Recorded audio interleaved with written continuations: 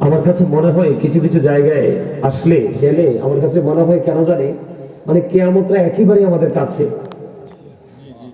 একেবারেই কাছে কিয়ামতটা। অদ্ভুত আচরণ হিন্দু, খ্রিস্টান, বৌদ্ধ, ইহুদিদের ধর্মীয় চর্চা সংস্কৃতি যখন তারা চর্চা করে, দেখবেন তাদের মধ্যে যে একটা সম্প্রীতি দেখা যায়, তাদের মধ্যে তাদের ধর্ম নিয়ে যে তাদের একটা একটা জজবা, তাদের যে একটা মহাব্বত। আজকে আমরা মুসলমান, আমাদের সেই মহাব্বত গেল কই? মানে আমি মনে হয় আজকে কয়েক বছরের মধ্যে আজকের এই জায়গাটার মতো জায়গা আমার চোখে পড়ে নাই, কয়েক বছরের মধ্যে।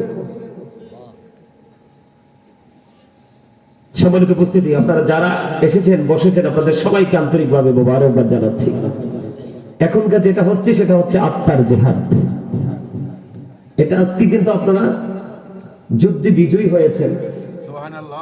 আপনারা যারা এখানে বসেছেন আপনাদের সবাইকে আমি এক কথায় যদি বলি, আপনারা সবাই আল্লাহ রাব্বুল আলামিন কোরআন এবং হাদিসের দৃষ্টিতে আপনারা সবাই অনারেবল পারসন। সুবহানাল্লাহ বলেন, আলহামদুলিল্লাহ বলেন। কেন জানেন? মাহফিলের প্যান্ডেলটা যেমনই হোক, কিন্তু এটা একটি জান্নাতের বাগান। এটা কি? আল্লাহ বলেছেন, remember me then I will remember you. তোমরা আমাকে স্মরণ করো, আমি তোমাদেরকে স্মরণ করব। ফাযকুরুনি আযকুরুকুম। আল্লাহ রাব্বুল আলামিন বলেছেন, join with my dear people, come to my paradise. আল্লাহ বলেছেন, join with my dear people, come to my paradise. আল্লাহ বলেছেন, ফাদখুলি ফি ইবাদি ওয়াদখুলি জান্নাতি। সুবহানাল্লাহ।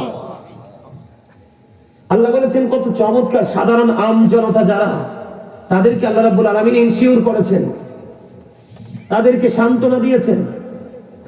আল্লাহ রাব্বুল আলামিন বলেছেন যে কি, তোমরা আমার প্রিয় লোকদের সাথে যুক্ত হও আর আমার জান্নাতে চলে আসো। আজকে এত সুন্দর জান্নাতের বাগান, ওই যে দোকানের কাছে মনে দেখছি এরকম একটা প্যান্ডেলের মানুষ আছে, অথবা এর চেয়ে বেশি হতে পারে। চিন্তা, আমাদের থিঙ্কিং কোথায় দেখছেন? আপনি যাই করেন না কেন, আপনার মধ্যে যদি তাকওয়া না থাকে, কি না থাকে? তাকওয়া না থাকে। আল্লাহ বলেছেন, O believers you fear me. আল্লাহ ঈমানদারদেরকে ডেকে বলেছেন, ইয়া আইয়ুহাল্লাযীনা আমানুত্তাকুল্লাহ। আল্লাহ রাব্বুল আলামিন বলতেছে, ঈমানদারদেরকে তোমরা আমাকে কি করো? ভয় করো। কি করো? ভয় করো। আমাদের মধ্যে কি ভয় আছে? না। ভয় করো এবং তোমরা আল্লাহকে পাওয়ার জন্য উসিলা খোঁজো। ওয়াবতাগু ইলাইহি উসিলা। উসিলাটা কি? আল্লাহ বলেছেন, আকুনু মা'আস সাদিকিন, ট্রুথফুল মেন, হক্কানি আলেম এবং হক্কানি আল্লাহর ওলিরা। এটা হচ্ছে সাধারণ মানুষের আল্লাহ পাওয়ার একটা চমৎকার একটা মাধ্যম। আজকে আমাদের সেই শিক্ষা, আমাদের সেই আদর্শ গেল কোথায়? মসজিদে আজান দিলে মুসল্লি দেখা যায় না, ঘরে ঘরে বাড়ি বাড়ি ছেলে এবং নারীরা এত বেশি বেপরদা, পুরুষ এবং নারী উভয় এত বেশি বেপরদাশীল ভাবে চলাফেরা করছে। তাদেরকে হাদিস শরীফের ভাষা অনুযায়ী তাদেরকে বলা হয় উলঙ্গ নারী পুরুষ।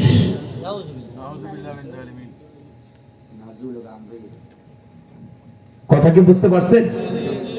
বাড়িতে বাড়িতে মা বাবার সাথে এত দূর ব্যবহার করে ছেলে মেয়েরা, বিশেষ করে ছেলেরা। মেয়েরা সহজে বাবা মার সাথে খারাপ ব্যবহার করে না। এখন বর্তমানে বাংলাদেশে অসংখ্য বাবা মা মেয়ের কাছে নিরাপদে আছে, অথচ ছেলেরা সরকারি চাকরি করতেছে, গভর্নমেন্ট জব করতেছে। আসলে নাই? সম্মানিত উপস্থিতি, ধীরে ধীরে ধীরে ধীরে আমরা সব জায়গায় ইসলাম থেকে আমরা দূরে সরে গেছি। আমাদেরকে ভুলে গেলে চলবে না। আল্লাহ রাব্বুল আলামিন আমাদেরকে পবিত্র কোরআনে আল্লাহ বলেছেন, ফি আইয়ি সূরাতিন মা শাআ রাক্কাবাক। আল্লাহ ক্রিয়েটেড দ্য মাইন্ড। আল্লাহ বলেছেন, আল্লাহ আমাদেরকে আল্লাহর মন মতো করে বানাইছে। আল্লাহ রাব্বুল আলামিন বলেছেন সূরা 3 এর মধ্যে, এটা সূরা ইনফিতরে আসছে, সূরা 3 এর মধ্যে আল্লাহ বলেছেন, লাকাদ খালাকনাল ইনসানা ফি আহসানি তাকবীর। আল্লাহ বলেছেন মানুষকে আল্লাহ আসমান জমিন চন্দ্র সূর্য সবকিছুর চেয়ে সুন্দর করে বানাইছে। আজকে সেই মানুষ কি সুন্দর আছে? মানুষগুলোকে মন মতো বানাইছে, সুন্দর করে বানাইছে। বানানোর পরে আল্লাহ রাব্বুল আলামিন বলেছেন আমি তোমাদের জন্য মন মতো একটা রাস্তা ওপেন করে দিয়েছি। আমি যেমনি তোমাদেরকে মন মতো করে সৃষ্টি করেছি, বানিয়েছি, ক্রিয়েট করেছি, ঠিক তেমনি ভাবে আমি তোমাদের জন্য মন মতো একটা রাস্তা ওপেনিং করে দিয়েছি। সেটা হলো ইন্নাদ দীনা ইল্লাল্লাহিল ইসলাম। Islam is not only a religion but also complete code of life. আপনার আমার পরিপূর্ণ জীবন, পূর্ণাঙ্গ জীবন গঠন করতে হলে ইসলামের মধ্যে আসতে হবে। আর সেই ইসলামের নির্যাস হচ্ছে কে? আপনার আমার প্রাণের নবী। আমেরিকার গবেষক মাইকেল এইচ হার্ট তিনি বলেছেন the 100 ranking of the most influential person in the history. 100 জন প্রভাবশালীর তালিকা তিনি করলেন। এর মধ্যে ইনফ্লুয়েন্সিয়ালরা আপনার আমার প্রাণের নবীকে শ্রেষ্ঠ প্রভাবশালী হিসেবে আখ্যায়িত করেছেন। যেরকম সুবহানাল্লাহ, আর যারা বলেন সুবহানাল্লাহ। ডক্টর আহমদ পেয়ারা বাগদাদি পীর সাহেব কেবলা, শাহপুর দরবার শরীফের পীর সাহেব কেবলা, উনি বলেছেন of all the great religious personalities of all prophet Muhammad রাসূলুল্লাহ সাল্লাল্লাহু আলাইহি সাল্লাম ওয়াজ দ্য মোস্ট সাকসেসফুল। যেরকম সুবহানাল্লাহ, নারে তাকবীর, আল্লাহু আকবার, নারে রিসালাত, ইয়া রাসূলুল্লাহ, আহলে সুন্নাত ওয়াল জামাত, জিন্দাবাদ জিন্দাবাদ, হুব্বে রাসূল হুব্বে খুদা, জিন্দাবাদ জিন্দাবাদ। ডক্টর আহমদ পেয়ারা বাগদাদি পীর সাহেব কেবলা তিনি বলেছেন পৃথিবীর বুকে যত নবী রাসূল এসেছে প্রত্যেকটা নবী রাসূলের মধ্যে মোস্ট সাকসেসফুল দ্বারা আপনার আমার প্রাণের নবীকে সবচেয়ে সফল, সবচেয়ে বেশি টেকসই সফল প্রফেট হিসেবে আখ্যায়িত করেছেন। যেরকম সুবহানাল্লাহ, আরো জোরে। তিনি রাজনীতি থেকে ইমামতি, ইমামতি থেকে রাজনীতি, প্রত্যেকটা জায়গায় সফল। তবে সবগুলো জায়গা নিয়ে আজকে আলোচনা করব না, আমি দুটো অপশন নিয়ে আজকে আলোচনা করব। একটা হলো পুরুষ এবং নারীর পর্দা, আর একটা হলো পিতামাতার সাথে কেমন ব্যবহার করতে হবে।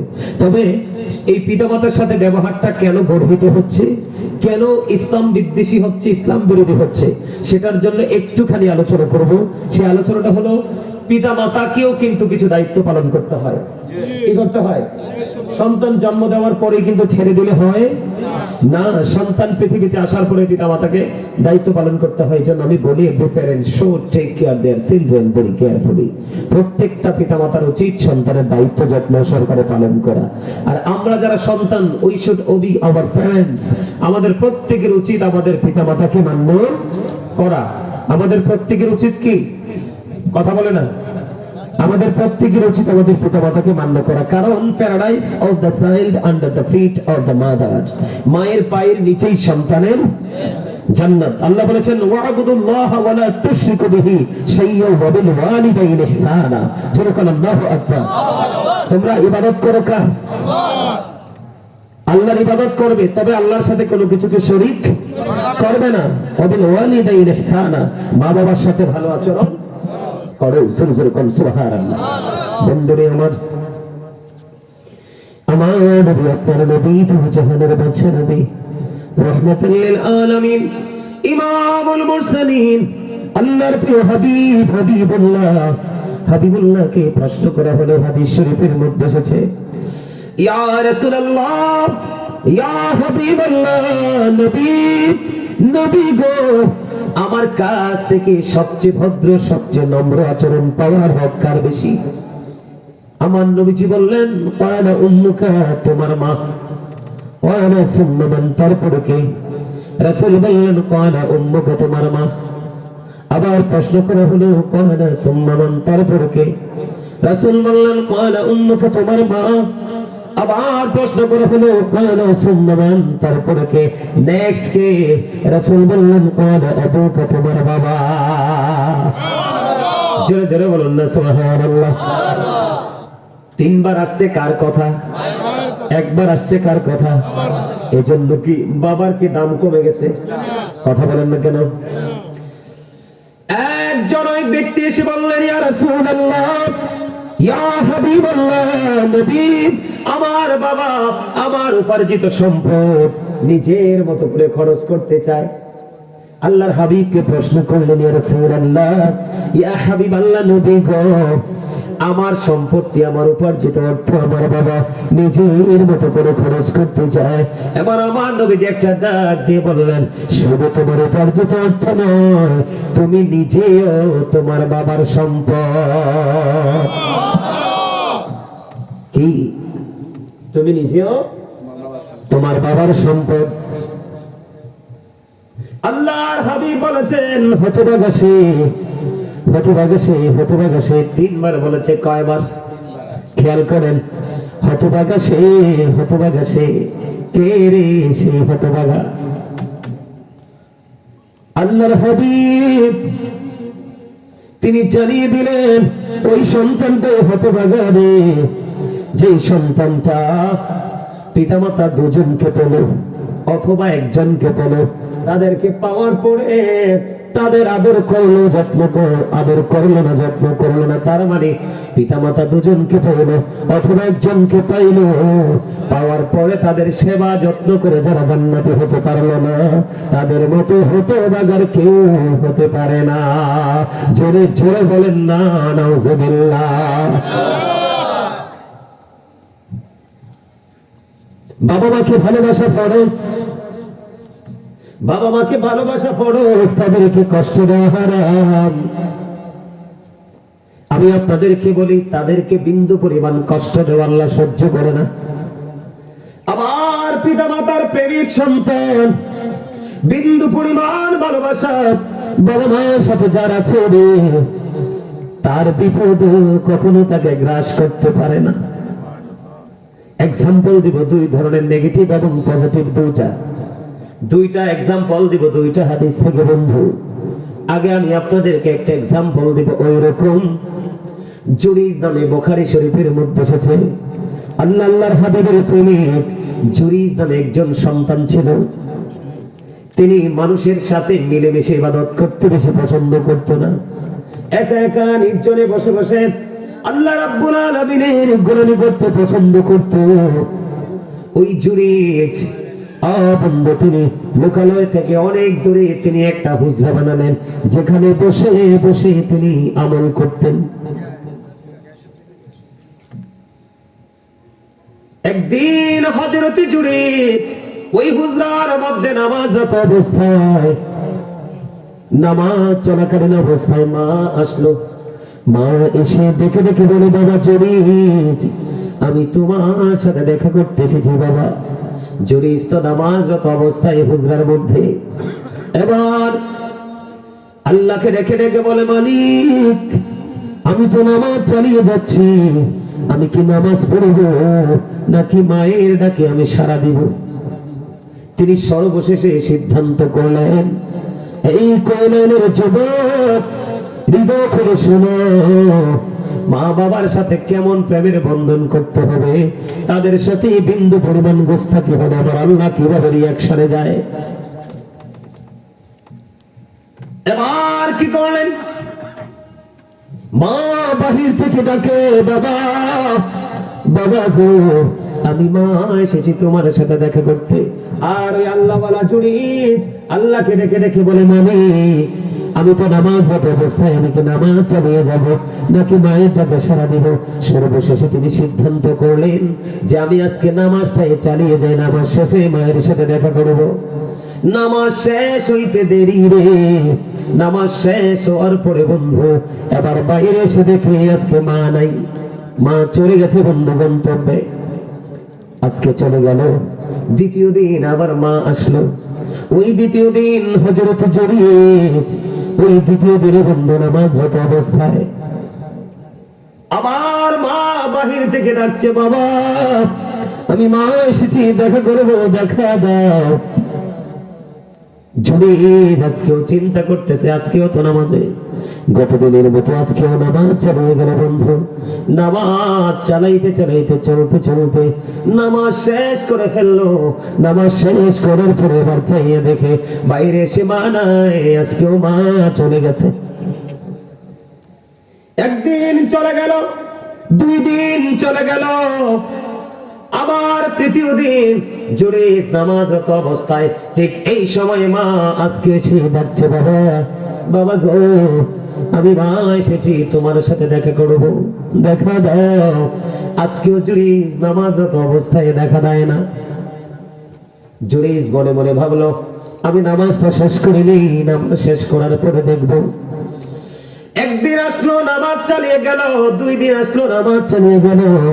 3 দিন আসলো, নামাজ চালিয়ে গেল। মাকে কোনো বকা দেয়নি, মার সাথে কোনো ঝগড়া বাঁচাতে হয়নি। মা বাহির থেকে ডাকছে, ছেলে নামাজটা চালিয়ে যাচ্ছে। 1 দিন 2 দিন 3 দিন আসলো, মায়ের সাথে ছেলের দেখা হবে না।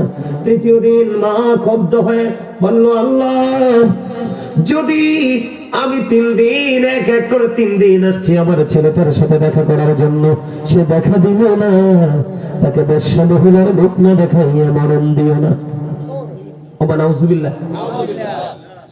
পচা খবর শুনলে কেউ সুবহানাল্লাহ কয়? জোরে বলেন না নাউজুবিল্লাহ। আরে আরো জোরে। মা কি দোয়া করছে না বদদোয়া করছে? আরে জোরে বলেন, দোয়া না বদদোয়া? মা আল্লাহকে একটা ডাক দিয়ে বলল, আল্লাহ, এক এক করে 3 দিন আসছি ছেলের সাথে দেখা করার জন্য, ছেলেটা দেখা দিল না, তাকে বেশ্যা মহিলার মুখ না দেখাইয়া তারে মরণ দিও না। নাউজুবিল্লাহ। জোরে বলেন না নাউজুবিল্লাহ। আল্লাহ আল্লাহ আল্লাহ আল্লাহ আল্লাহ আল্লাহ আল্লাহ আল্লাহ আল্লাহ আল্লাহ আল্লাহ আল্লাহ মোহাম্মদে আল্লাহ আল্লাহ আল্লাহ আল্লাহ আল্লাহ আল্লাহ আল্লাহ আল্লাহ আল্লাহ আল্লাহ আল্লাহ আল্লাহ আল্লাহ মোহাম্মদে আল্লাহ আল্লাহ আল্লাহ আল্লাহ আল্লাহ আল্লাহ আল্লাহ আল্লাহ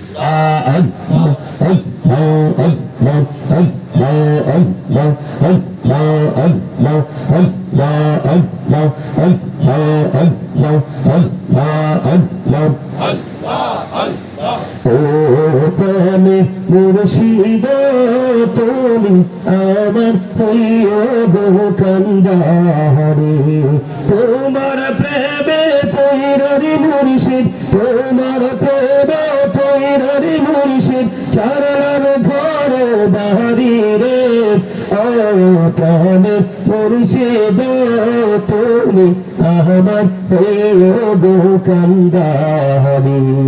আল্লাহ আল্লাহ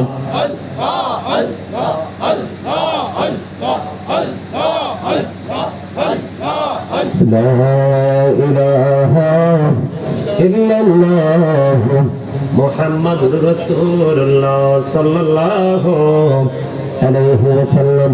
বন্ধু বলতেছিলাম, মা যাওয়ার সময় বদদোয়া করে গেল, বাবা এক এক করে 3 দিন আসলাম, দেখা দিল না। আমি দরখাস্ত করে দিলাম মালিকের কাছে, মালিক এক এক করে 3 দিন আসলাম, দেখা দিল না ছেলেটা, তাকে বেশ্যা মহিলার মুখ না দেখাইয়া মরণ দিও না। এবার বন্ধু পাশে বসবাস করতে এক বেশ্যা মহিলা পাগল হয়ে গেল। মা যখন বদদোয়া দিয়ে দিল, মার এই অভিশাপের সঙ্গে সঙ্গে বেশ্যা মহিলা এবারে বন্ধু পাগল হয়ে গেল। বেশ্যা মহিলার গর্ভের মধ্যে সন্তান চলে আসলো। আস্তে আস্তে করে সন্তান মায়ের পেটে বড় হলো। সন্তান যখন প্রসব করলো, মানুষ এবারে প্রশ্ন করলো, এই বাচ্চা তুমি কোত্থেকে নিয়ে এসেছো? এবারে বেশ্যা মহিলা একটা ডাক দিয়ে বলল, আমি এই বাচ্চা এনেছি জরিস থেকে। জোরে জোরে কন্যা নাউজুবিল্লাহ। অথচ আল্লাহ বাবা এই জরির এই খবরই জানে। বুঝেন না আমার? শোনেন, ওই দিক দিয়ে বেশ্যা মহিলার পেটে কি বাচ্চা, এটা কিন্তু বুখারী শরীফের হাদিস, এটা সন্দেহ করার কোনো সুযোগ। হাদিসটা অনেক লম্বা, আমি একটা অংশ আপনাদেরকে শোনাচ্ছি মায়ের ওজন বোঝানোর জন্য। ওই আমার পকেটে ছিল আজকে বিকাল পর্যন্ত একটা চিঠি, আমি পরে বলবো আপনাদেরকে। আগে আমার আলোচনা একটু শেষ করি এই বিষয়টা। বেশ্যা মহিলা কি হয়ে গেল? বাচ্চা প্রসব করে ফেললো, কিন্তু সরল মনা জুরিস কিছুই জানে না। কিন্তু মানুষ যখন প্রশ্ন করলো বাচ্চা আনছো কোত্থেকে, এবার এই জুরিস বললো এই বাচ্চা এনেছি আমি। ওই বেশ্যা মহিলা বললো বাচ্চা আনছি জুরিস থেকে। সরল মনা জুরিস কিছুই তো জানে না। এবার তৎকালীন সময়ে মানুষ কোন উত্তেজিত হয়ে গেল, পাগল হয়ে গেল। এমন আল্লাহ বলা, এমন ভদ্র, এমন জেন্টল মানুষ আমরা জানি, আল্লাহর প্রিয় বান্দা বুজুর্গ লোক ওই হুজরায় বসে বসে নির্জনে আল্লাহর গোলামি করে এই কাজটা কেমন করে করলো। এবার বন্ধ তৎকালীন সময় মানুষগুলো কি করলো, হযরত জুরাইজের হুজরাটাকে ভেঙে ফেললো। হুজরাটাকে ভেঙে এবার বন্ধ তাকে প্রহার করতে শুরু করলো, মারতে শুরু করলো। ওই সরল মনে জুরাইজ একটা ডাক দিয়ে বলল, বন্ধু কেন আমাকে প্রহার করছো রে? এবার তারা বলতেছে, তোমরা ওই বেশ্যা মহিলার সাথে অবৈধ মেলামেশা করেছো, বেশ্যা মহিলা সন্তান প্রসব করেছে। এবার তো জুরাইজ একটু আশ্চর্য হয়ে গেল, যেটার কোনো কিছু আমি জানি না, কিন্তু এটার কলঙ্ক আমার গলায় ঝুলিয়ে দেওয়া হচ্ছে। এবার আল্লাহওয়ালা জুরাইজ কি করে, আমাকে একটা বোটা পানি দাও, আমি একটু অজু বানাবো। এবার বন্ধু তাকে একটু পানি দেওয়া হলো, একটা ঘটি পানি দেওয়া হলো, অজু বানাইলো। অজু বানাইয়া তিনি নামাজ পড়লেন। আবার পুনরায় নামাজ শেষ করে এবার ডাকলেন, ওই যে বাচ্চাটা বেশ্যা মহিলার ওদের থেকে পৃথিবীতে এসেছে, ওই বাচ্চাটাকে আমার কাছে নিয়ে আসো। এবার ওই বাচ্চাটাকে যখন অনেক মানুষ একত্রিত হলো, বাচ্চাটাকে, শিশু বাচ্চাটাকে যখন হযরত জুরাইজের কাছে যখন আনা হলো, ওই জুরাইজ ছোট্ট বাচ্চাটার পেটটার উপর হাত রেখে একটা ডাক দিয়ে বলল, বাবু বলো না তোমার বাবা কে? এবার ওই ছোট্ট বাচ্চারা জবান খুলে গেল। ওই ছোট্ট বাচ্চা দেখিয়ে দিল, ওই রাখাল আমার বাবা। জোরে জোরে বলেন না আল্লাহু আকবার। জুরাইজ কত বুজুর্গ দেখতে পাইছেননি আপনি? আমি যদি ওই বাচ্চার পেটের উপর হাত রাখি রে, বাচ্চার জবান খুলবে না। এত ছোট্ট শিশু বাচ্চা, আল্লাহওয়ালা জুরাইজের হাত রাখতে দেরি বাচ্চার জবান খুলে গেল। এত বুড়ো হওয়ার পরেও মা বরদোয়া দিতে দেরি, অভিশাপ থেকে মুক্তি পায়নি। তাহলে আমি বলবো বন্ধু, বর্তমান সময়ে ছেলেরা যেইভাবে বাবা মাকে কষ্ট দেয়, যেইভাবে বাবা মার কলিজা আগুন জ্বালিয়ে দেয়, যেইভাবে মা বাবা আল্লাহর কাছে কান্নাকাটি করে, বন্ধু ওই সন্তানদের উপায় কি হতে পারে? কিন্তু সন্তানদের তো কষ্ট দিচ্ছে। আপনি আমি একটা সাধারণ ভাষায় বলি, বাচ্চাটার ছেলেটার তো কিছু হয় না। ছেলেটার যখন হবে, তার আর কোনোদিন কেউ কোনো উন্নতি দেখতে পাবে না। ধ্বংস যখন শুরু হবে, ভাঙন যখন শুরু হবে, এই ভাঙনের কবল থেকে তাকে কেউ বাঁচাইতে পারবে না। ঠিক কিনা বলেন? আমি আপনাকে বলি, নামাজরত অবস্থায় ছেলে মার সাথে দেখা করার জন্য মা দেখা দিল না, মা কষ্ট পেয়েছে, কিন্তু ছেলে তো ইচ্ছে করে মাকে কষ্ট দেয়নি। নামাজরত অবস্থায়, এই অবস্থায় যদি মায়ের এই অভিশাপ এত তাড়াতাড়ি কাজ করে, তাহলে এই প্রজন্মের বাচ্চাদের উপায় আসেনি? আরো জোরে বলেন আসেনি? আমি আপনাদের কি বলবো বন্ধু, মা বাবা এমন একটা নিয়ামত, মা বাবা এত বড় নিয়ামত। আল্লাহ চাইলে সব অপরাধ বান্দার ক্ষমা করে দেয়, কিন্তু মা বাবার ব্যথা, মা বাবার কলিজায় যে যন্ত্রণা দেয়, এই ব্যথার যন্ত্রণা দুনিয়ার সাজায় শেষ হয় না। এটা ওপারের জন্য পর্যন্ত বরাদ্দ থাকে। জোরে জোরে বলেন না নাউজুবিল্লাহ, আর জোরে বলেন নাউজুবিল্লাহ। বলেন আমার মা নাই, আমার বাবা নাই, দয়াল রে দয়াল, আমার কি মা ডাকার সাদ নাই রে, আমার কি বাবা ডাকার সাদ নাই রে। বলেন আমার মা নাই, আমার বাবা নাই, দয়াল রে দয়াল, আমার কি মা ডাকার সাদ নাই রে, আমার কি বাবা ডাকার সাদ নাই রে। ঘরে যাইয়া সবাই দেখে মা জননীর মুখ, বাবা যখন মাথায় হাতে ভুলে যাই সব দুঃখ। বলেন আমার মা নাই, আমার বাবা নাই, দয়াল রে দয়াল, আমার কি মা ডাকার সাদ নাই রে। শয়নে স্বপ্নে শুধু মা তোমার কথা মনে হয়, কতদিন দেখি না তোমার।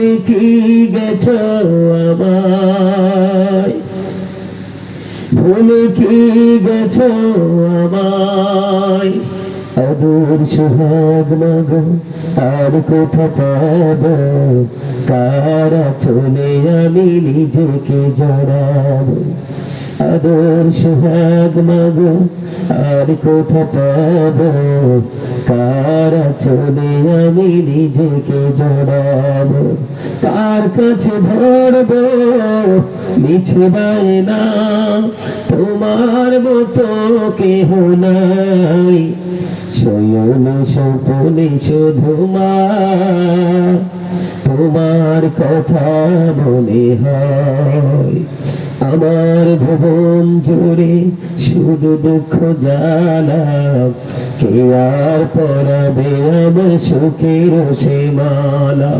কপালে কে দেবে আর কাচলের টিপ, তুমি জেনে ধরায়, শয়নে স্বপনে শুধু মা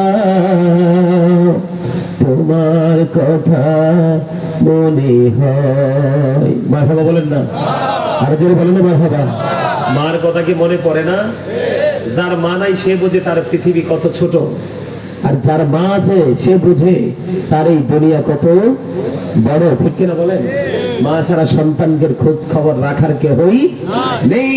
সেই মাকে যদি একটা সন্তান ভালোবাসতে পারে তার জন্য কত বড় নিয়ামত। আমার দিকে তাকান, বনি ইসরাইলের 3 জন লোক বন্ধু সফরে বের হলো, এটাও কিন্তু বুখারী শরীফের হাদিস। বনি ইসরাইলের 3 জন লোক বন্ধু সফরে বের হলো, বের হওয়ার পরে সফর যখন শেষ হয়ে গেল, সফর শেষ হয়ে যাওয়ার পরে বন্ধু তারা একটা পাহাড়ের গুহার ভিতরে অবস্থান করলো। খেয়াল করবেন বিষয়টা, পাহাড়ের গুহার মধ্যে মানে পাহাড়ের ভিতরে ঢুকে গেছে। ঢুকে যখন পড়লো আল্লাহর অশেষ কুদরত বন্ধু, আল্লাহর হুকুমে একটা বিশাল বড় পাথর উপর থেকে ধসে পড়লো। ধসে যে পড়েছে, তারা যে রাস্তা দিয়ে গুহার ভিতরে ঢুকেছে, লোক কয়জন? 3 জন লোক। তারা যে গুহার ভিতরে প্রবেশ করেছে, যেই মুখটা দিয়ে এই মুখটা পুরোটা বন্ধ হয়ে গেল। তারা আবার চাইয়া দেখে বন্ধু তাদের এই গুহার ভিতর থেকে বের হবার দরজা বন্ধ হয়ে গেছে। পৃথিবীর কেউ জানে না, পৃথিবীর কোন মানুষ জানে না এই গুহার ভিতরে 3টা জন্তু মানুষ প্রবেশ করেছে। প্রবেশ করার পরে আটকা পড়ে গেছে। হাদিস শরীফের মধ্যে এসেছে বন্ধু, হাজার চেষ্টা করলেও পৃথিবীর কোন মানুষ এই পাথরের দরজা থেকে সরানোর ক্ষমতা নেই। মালিক যদি দয়া করে এই পাথরটা না সরায়, 3 জন লোক এই পাথরের পাহাড়ের গুহার মধ্যে প্রবেশ করে বিপদগ্রস্ত। তারা চিন্তা করতেছে এখন কি করব, কি করা যায়, এখন আমাদের কি করণীয়। চিন্তা করতে করতে 3 জন মিলে একটা চিন্তা করলেন, আমাদের জীবনে অনেক আমল আমরা করেছি, আমাদের জীবনে আমরা অনেক নেক আমল করেছি, আমরা আমাদের জীবনের আমলগুলো যে কোন একটা উসিলা দিয়ে আজকে আল্লাহর কাছে দরখাস্ত করব, আল্লাহ যেন এই দরখাস্তের উসিলায় আমাদেরকে কবুল করে নেয়। জোরে জোরে কন্যা সুবহানাল্লাহ, আরো জোরে বলুন না সুবহানাল্লাহ। আপনাদের কি ঘুম আসছে? আমার সত্যি আলোচনা করতে ভালো লাগতেছে না। বললাম না সে কয়েক বছরের মধ্যে এরকম পরিবেশ আমি পাইনি। সন্ধ্যাবেলা মানুষ এইভাবে ঘরে যেয়ে ঘুমায়, মাত্র বাজে 10টা 17। আমি স্টেজে উঠি 10টা 11টায়, না আমি 2টায় 3টায়। মানুষ মানে প্যান্ডেল ছেড়ে কোথাও যায় না। আপনারা অনলাইনে দেখবেন আলোচনার জগতে কি পরিমাণ মানুষ উপস্থিত হয়। আলোচনা করছি এই জন্য, মনটাকে শান্ত করছি এই জন্য, এতগুলো মানুষ চলে গেছে কিন্তু তার মধ্যেও আপনারা আল্লাহ রাসূলের প্রেমে এখানে আছেন। এটা হলো সবচেয়ে বড় কথা, ঠিক না? এই জন্য আপনারা যেন খুশি হন, কিছু শিখতে পারেন। আল্লাহ যেন আজকের এই মাহফিলটাকে কবুল করে নেয়। সকলে বলেন আমিন, আরো যেন বলেন আমিন। হাজার হাজার মানুষ, লক্ষ লক্ষ মানুষ থাকলেই যে কবুল হবে এমনটি নয়, আবার অল্প মানুষ হলে যে মাহফিলটা কবুল হবে না এমনটিও নয়। আল্লাহর কাছে সবচেয়ে বেশি গ্রহণযোগ্যতার দাবি রাখে, গ্রহণযোগ্যতার জায়গা তৈরি করে প্রেম। প্রেম হচ্ছে সবচেয়ে বড় জিনিস। আপনারা খেয়াল করে পাহাড়ের ভিতরে মানুষগুলো পৃথিবীর কেহই জানে না। এত বড় পাথর হাদিস শরীফের মধ্যে আসছে, চাইলেও পৃথিবীর কেউ এটাকে সরাইতেও পারবে না। বন্ধুরে আমার, এবার তারা তিনজনের মধ্যে একটা পরামর্শ হলো। পরামর্শটা হলো এমন, আমাদের জীবনে যে নেক আমলগুলো করেছি এর মধ্যে যেই কোনো নেক আমলের উসিলা দিয়ে আল্লাহর কাছে দরখাস্ত দিব। এর মধ্যে যিনি প্রথম আল্লাহর দরবারে দরখাস্ত করবে ইনি হলেন মা বাবার পাগল সন্তান। সর্বপ্রথম যিনি মা বাবার সর্বপ্রথম যিনি দরখাস্ত দিবে তিনি হলেন মা বাবার পাগল সন্তান। বন্ধুরে আবার, এবার ওই ব্যক্তিটা আল্লাহর কাছে দরখাস্ত করবে, এমন একটা নেক তার জীবনে দাঁড় করালেন। তার জীবনের নেক আমলটা হলো বন্ধু, সে মা বাবাকে এত বেশি ভালোবাসতেন, মা বাবাকে এত বেশি মহব্বত করতেন। সে ছিল একজন কাঠুরিয়া। বন্ধু, জঙ্গলে যাইতেন কাঠ কাটার জন্য, জঙ্গল থেকে কাঠ কেটে এনে তিনি তার জীবিকা নির্বাহ করতেন। এমন একজন কাঠুরিয়া ছিলেন বন্ধু। ওনার ঘরে একটা দুধের পানি ছিল, দুধ দহন করতেন বারবার জন্য। একদিন কাঠ কাটতে কাটতে কাটতে কাটতে দেরি হয়ে গেল। কাঠ কাটতে কাটতে যখন দেরি হয়ে গেল, বাড়িতে ফিরলেন তিনি দেরি করে। বাড়িতে দেরি করে ফেরার পরে এবার বন্ধু কি করলেন, ওই যে গাভী আছে বন্ধু, দুধ দহন করলেন। দুধ দহন করে পাত্রটা যখন তিনি হাতে নিলেন, পাত্রটা হাতে নেওয়ার পরে ওনার সন্তান জাগ্রত আছে। সন্তান দেখে দেখে বলছে, বাবা গো, আমাকে একটু দুধ পান করতে দাও, আমি একটু দুধ পান করবো। বাবা ডেকে ডেকে বলে, না না, আমার বাবা মাকে যতক্ষণ পর্যন্ত আমি দুধ পান করাতে পারবো না ততক্ষণ পর্যন্ত তোমাদেরকে দুধ দিব না। সুবহানাল্লাহ। বাচ্চাটা বাবার পা পর্যন্ত জড়িয়ে ধরেছে একটুখানি দুধের জন্য। বন্ধু, একটুখানি দুধের জন্য বাচ্চাটা পা জড়িয়ে ধরেছে, কিন্তু বাবার মন গলেনি। বাবা ডেকে ডেকে বলতেছেন, আমি আমার বাবা মাকে দুধ না খাওয়ানো পর্যন্ত আমি তোমাদেরকে দুধ দেব না। দেখতে দেখতে বন্ধু সকাল হয়ে গেল। সকাল যখন হলো, সকাল হওয়ার পরে বাবা মা ঘুম থেকে জাগলো। জাগার পরে তারা যখন ফ্রেশ হলেন, নামাজটা শেষ করলেন, তাদেরকে আগে দুধ দিয়েছিলেন বাবা মাকে খাওয়ার জন্য, কিন্তু নিজের রসের সন্তানকে একটা ফোঁটা দুধ খেতে দেননি। আজকে সন্তানটা পৃথিবীর কেউ জানে না ওই পাহাড়ের মধ্যে বন্ধু বিপদে পড়ে আছে। আল্লাহ রাব্বুল আলামিনের কাছে দরখাস্ত করে দিলেন, মালিক মালিক, আমি ওই দিন আমার বাবা মাকে ভালোবাসাটুকু দিয়েছিলাম, এই প্রেমটুকু দিয়েছিলাম, এটার উদ্দেশ্য ছিল তুমি আল্লাহর সন্তুষ্টি। ওই দিনের আচরণ, ওই দিনের এই প্রেম, ওই দিনের এই ব্যবহার, ওই যে আমি আপনাদেরকে বললাম, আল্লাহ বলেছে বাবা মার সাথে মিষ্টি আচরণ করো, ভদ্র আচরণ করো, নম্র আচরণ করো, এমন ভাবে ভালোবাসো, প্রত্যেকটা সেক্টর মিলিয়ে তাদেরকে ভালোবাসো। এক জায়গায় ভালোবাসলে আরেক জায়গায় কষ্ট দিলা, এটা কখনোই পরিপূর্ণ হতে পারে না। নারায়ে তাকবীর, আল্লাহু আকবার, নারায়ে রিসালাত, সুবহানাল্লাহ, কাদরি সাহেবের আগমন, ওলানবাসীর পক্ষ থেকে। বন্ধুরে আমার, এবার কি করলেন, আল্লাহর কাছে দরখাস্ত করে দিলেন, মালিক ওই দিনের এই কাজ যদি তোমার কাছে কবুল হয়ে থাকে গো, তাহলে আজকে ওই দিনের আমলের উসিলা আমাদেরকে বিপদ থেকে উদ্ধার করো। ওই মা বাবার পাগল পাথরের মধ্যে বন্ধু আটকা পড়ে আছে, ওনার এই দরখাস্ত দেওয়া শেষ হইতে দেরি রে, আল্লাহর কুদরতে পাথরটা একটু সরে যায়। জোরে জোরে বলেন না সুবহানাল্লাহ। পৃথিবীর কোন মানুষ, পৃথিবীর কোন হাত লাগেনি, বুখারী শরীফের মধ্যে এসেছে ওই পাথরটা আস্তে করে অটোমেটিক্যালি একটুখানি সরে গেল। পাথরটা যখন বন্ধু সরে গেল, পাথর সরে যাওয়ার পরে বন্ধু তার একটু আশ্বস্ত হলো, তাদের মধ্যে আরো বেশি প্রেম জন্ম হলো। এবার দ্বিতীয় ব্যক্তি হলো যুবক। আজকে এটা তোমাদের দিকে যায়। দ্বিতীয় ব্যক্তির যে জীবনের কর্মটা ছিল, সে তার একজন চাচাতো বোনকে ভালোবাসত। অনেক চেষ্টা করেছে ওই মেয়েটাকে, যুবকটা কাছে পাওয়ার জন্য, তার যে ভালোবাসা, তার যে মন, তার খায়েশ মেটানোর জন্য, কিন্তু কোনোভাবেই বন্ধু মেয়েটাকে কাছে পায় না। একটা সময় তৎকালীন সময়ে দুর্ভিক্ষ শুরু হয়ে গেল। তখন ওই ছেলেটা কি করলেন, এই দুর্ভিক্ষের সময় তার সুযোগটা কাজে লাগাতে চাইলেন। ওই মেয়েটাকে 200 দিরহাম দিলেন। 200 দিরহাম দেওয়ার পরে বন্ধু তার কাছাকাছি গেলেন। কাছাকাছি যাওয়ার পরে এই ছেলেটা যখন, 2 নাম্বার ছেলেটা যখন ওই চাচাতো বোনের কাছে যখন চলে গেল, চাচাতো বোন একটা ডাক দিয়ে বলল, না না, আমাকে স্পর্শ করো না, আমাকে টাচ করো না। তার কারণ হলো, আমাকে যিনি মোহরানা দিয়ে বউ করে বাড়ি নিয়ে যাবে, যার ঘরে নিয়ে যাবে, তার জন্য আমাকে এই সতীত্ব রক্ষা করতে হবে। তুমি আমার ইজ্জত লুণ্ঠন করো না। এবার এই কথাটা বলতে দেরি, যুবক সঙ্গে সঙ্গে মেয়েটা থেকে অনেক দূরে চলে গেল এবং ওই মেয়েটাকে 200 দিরহাম দিয়েছিলেন। ওই 200 দিরহামের দাবিও ছেলেটা মাফ করে দিলেন। আজকে এই ছেলেটা পৃথিবীর কেউ জানে না বন্ধু বিপদের মধ্যে পড়ে আছে, পাহাড়ের গুহার মধ্যে বিপদগ্রস্ত হয়ে আছে। আল্লাহকে একটা ডাক দিয়ে বললেন, আল্লাহ, আমি ওই দিন এত কাছে মেয়েটাকে পেয়েছিলাম, আমি চাইলে সেদিন যা ইচ্ছা তাই করতে পারতাম।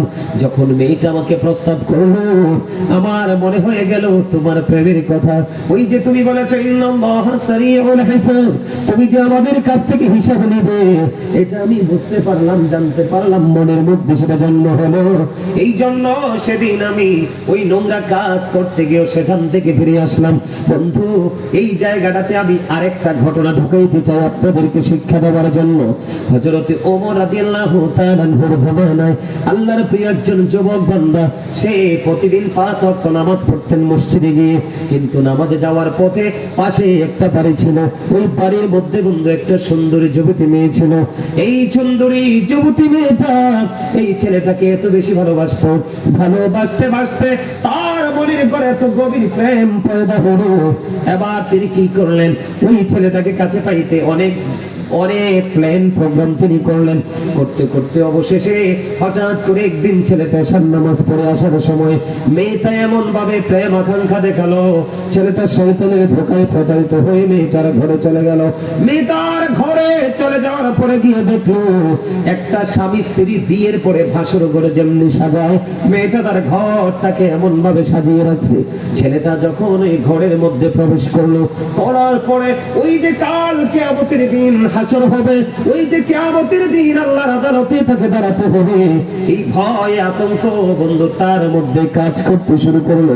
তখন ওই দিনের কথা মনে করে, হাসরের দিনের ভয়ঙ্করতার কথা মনে করে চিন্তা করতে করতে মেয়েটার ঘরের মধ্যে ছেলেটা বেহুশ হয়ে যায়। জোরে জোরে বলুন সুবহানাল্লাহ। ছেলেটা যখন বেহুশ হয়ে গেল, বন্ধু এদিক দিয়ে অনেক রাত হয়ে গেছে, বাবা মা সন্তানকে খোঁজে, কোথাও বন্ধু পায় না। খুঁজতে খুঁজতে খুঁজতে খুঁজতে এসে ওই মেয়েটার ঘরে যখন পেল, ওখান থেকে ছেলেটাকে বাড়ি নিয়ে গেল। যাওয়ার পরে ছেলেটা আবার হোশ ফিরে আসলো। হোশ ফিরে আসার পরে আপন স্বজনেরা প্রশ্ন করলো, বাবা তুমি ওখানে কেমন করে গিয়েছো? পুরো হিস্টোরি, পুরো ঘটনা ছেলেটা খুলে বলল। বাবা মা সবার সামনে খুলে বলার পরে সঙ্গে সঙ্গে আবার ওই ছেলেটা বেহুশ হয়ে গেল। বেহুশ হওয়ার পরে দেখা যায় ওই বেহুশে চিরদিনের জন্য পৃথিবী থেকে চলে যায়। ইন্না লিল্লাহি ওয়া ইন্না ইলাইহি রাজিউন। তার মানে ছেলেটা ইন্তেকাল করলো, ছেলেটা মৃত্যুবরণ করতে পারিল। বন্ধু, আপনারা জানেন কিনা জানি না, মানুষ যখন মারা যায়, সব সময় মনে রাখবেন, মানুষ যখন মারা যায় তাকে দ্রুত গতিতে তারা আপন গন্তব্যে পৌঁছে দাও। যদি সে নেককার হয়, তার নিয়ামতের জায়গায় তুমি পৌঁছে দাও। যদি সে অপরাধী হয়, তাকে তুমি সেই অপরাধের জায়গায় পৌঁছে দাও। দেরি করো না, তাড়াতাড়ি তাকে কবরে পৌঁছে দাও। ওই ছেলেটা যখন ইন্তেকাল করলো বন্ধু, রাতে রাতে তাকে সমাহিত করা হলো, তার মানে দাফন করা হলো। দাফন কাজ যখন সম্পূর্ণ হয়ে গেল, সকাল যখন হলো, হযরত ওমর জানতে পারলেন। ওমর যখন আসলেন, ওমর আসার পরে ওই ছেলেটার যুবকের কবরের পাশে চলে গেল। যুবকের যুবকের কবরের পাশে চলে যাওয়ার পরে ওমর ওই যুবকের কবরের পাশে গিয়ে দোয়া করলেন এবং পুরো ঘটনা জানলেন। জানার পরে হযরত ওমর রাদিয়াল্লাহু তাআলা ডাক দিয়ে বললেন, যারা অন্যায় করতে গিয়ে, অপরাধ করতে গিয়ে, কোন নোংরা কাজ করতে গিয়ে আল্লাহর কথা মনে হয়, ও বন্ধু পুরোপুরি আল্লাহর দরবারে হিসাব দিতে হবে, এই চিন্তাটা যার মধ্যে আসে, আসার পরে যে নোংরা কাজ অপরাধ ছেড়ে দিয়ে সে চলে আসে, তার মৃত্যুবরণ করার পরে আল্লাহ রাব্বুল আলামিন তার কবরে দুইটা জান্নাতের সুখ দান করে। জোরে জোরে বলুন না সুবহানাল্লাহ। হযরত ওমর এই বক্তব্যটা দিতে দেরি রে, ও বন্ধু ওই যুবকের কবর থেকে আওয়াজ বের হতে লাগলো, ওই যুবকের কবর থেকে আওয়াজ আসতে লাগলো, ও খলিফাতুল মুসলিমিন, আপনি যা বলেছেন সত্য বলেছেন, আমাকে কবরে দাফন করার পরে আমার কবরে দুইটা জান্নাতের সুখ দেওয়া হয়েছে। জোরে জোরে বলুন না সুবহানাল্লাহ।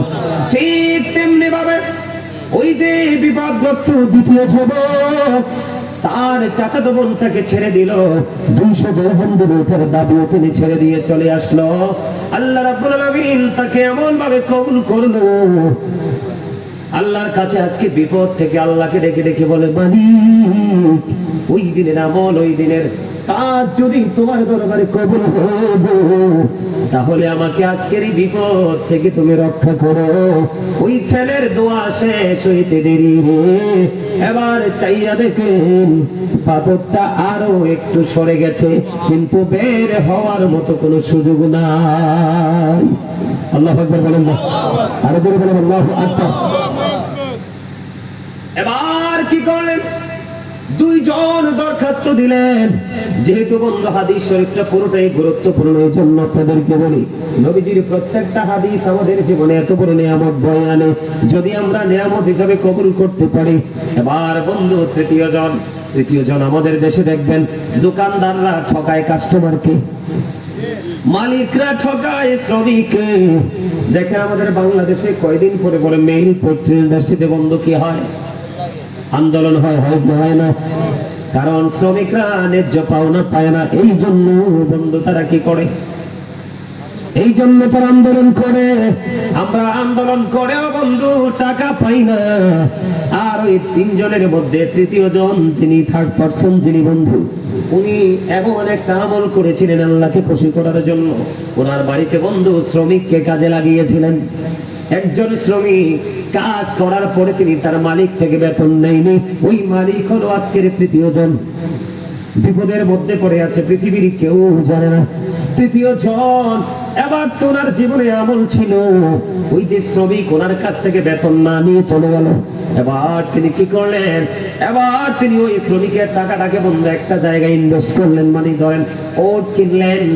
এই করতে করতে কেনার পরে বন্ধু ওট বড় হতে লাগলো, বাচ্চা দিতে লাগলো। এমনি করে করে অনেক প্রাণী বন্ধু মাঠ ভরে গেল। হঠাৎ করে একদিন ওই শ্রমিক আসলো, মালিক আমার প্রাপ্য পাওনাটা আমাকে বুঝিয়ে দেন। এবার মালিক দেখাই দিল, ওই মাঠের দিকে তাকাও, ওই মাঠে যতগুলো প্রাণী আছে রে, এই সবগুলো তুমি নিয়ে যাও। ও বন্ধু, ওই শ্রমিকরা বিশ্বাস করতে পারে না, এটা কেমন করে সম্ভব, এতগুলো প্রাণী আমার কেমন করে হয়? আমি তো আপনার কাছে সামান্যতম শ্রমিক, আমার সামান্যতম পারিশ্রমিক রেখে গেছি, কিন্তু এত বড় তো হওয়ার কথা না। এবার মালিক দেখে দেখে বলল, তুমি যেদিন আমার কাছে তোমার এই বেতন মজুরিটা রেখে গিয়েছিল, ওই দিন আমি এইখানে ইনভেস্ট করেছি, বাড়তে বাড়তে বাড়তে বাড়তে আজকে এগুলো এত বড় হয়েছে, তার মানে সবগুলো তোমার। ওই শ্রমিক কত খুশি হলো, মালিকের প্রতি সন্তুষ্ট হয়ে গেল। এমন মালিক আমাদের এই বাংলাদেশে এখন আর পাওয়া যায় না, ঠিক কিনা বলেন? আমি এই জন্য শুরুতে বলেছি কিয়ামত খুব কাছে। আমি কয়েকটা বিষয় আপনাদের সামনে তুলে ধরবো, কারণ সবগুলো তুলে ধরা সম্ভব না বন্ধু। আমি আপনাদেরকে বলে দেই, ওই যে তৃতীয় ব্যক্তি আজকে বন্ধু আল্লাহর কাছে দরখাস্ত করে দিলেন, মালিক ওই দিন আমি যে এই আমলটা করেছি, এই কাজটা করেছি, যদি তোমার কাছে পছন্দ হয় গো, যদি তোমার কাছে এই কাজটা ভালো লাগে, আজকে আমাকে এই বিপদ থেকে তুমি উদ্ধার করো। বন্ধু, ও বন্ধু, দোয়াটা করতে দেরি রে, ও বন্ধু, সঙ্গে সঙ্গে ওই পাথরটা পুরোটাই দরজা থেকে সরে যায়, আর 3 জনই নিরাপদে বাইরে আসতে পারে। আমার উদ্দেশ্য আপনাদেরকে বোঝানো হলো বাবা মার জায়গাটা। আর বর্তমানে ওই কাঠুরিয়া কাঠ কেটে আসলো, পরিশ্রম করে আসলো, সন্তান বাবা বাবা বলে ডাকলো, দুধ দেওয়ার জন্য দুধ দিল না। আর আপনার আমার এখনকার আমরা কি করে, বাবা মাকে দেওয়া লাগবে এই জন্য লুকাইয়া রাখি। কথা বলে না কেন? বাজার থেকে লুকাইয়া আনি এবং সন্তানকেও লুকিয়ে লুকিয়ে খাওয়ায়। এটা কখনোই কোনো মুমিনের কাজ হতে পারে না। আপনারা আরো আগে শুনেছেন বন্ধু, আপনারা আরো আগে জেনেছেন, এই ওয়াজটা সবারই মুখস্থ। মুসা নবীর উম্মত আলী বিন মুআফিক একজন কসাই ছিল। বাবা মাকে এত বেশি ভালোবাসতো, বন্ধু মাকে এত বেশি মহব্বত করত, মায়ের ভালোবাসার কোনো কমতি ছিল না। মুসা কালিমুল্লাহ একদিন আল্লাহর কাছে দরখাস্ত করলেন, আল্লাহ মালিক মালিক গো, আমার সাথে আমার বন্ধু হয়ে কে যাবে? আবার আল্লাহ জানিয়ে দিলেন মুসা কালিমুল্লাহকে, ওই যে কসাই আলী বিন মুআফিক তোমার সঙ্গে জান্নাতে যাবে। ওই মুসা নবী তত্ত্ব সংগ্রহ করার জন্য বাস্তবে প্র্যাকটিক্যালি চলে গেলেন বন্ধু। যাওয়ার পরে সত্যি দেখলেন একজন কসাই সারাদিন যত সময় লাগে তত সময় ধরে গোশত বিক্রি করে। বাড়ি গিয়ে বন্ধু নিজে ফ্রেশ হওয়ার আগে, নিজে খাওয়ার আগে ওই বৃদ্ধা মাকে আগে খাবার খাওয়ায়। মা যদি প্রস্রাব পায়খানা করে এগুলো আগে পরিষ্কার করে, মা খাবার খাইতে হবে, মায়ের খাবার আগে তৈরি করে মাকে খাওয়ায়।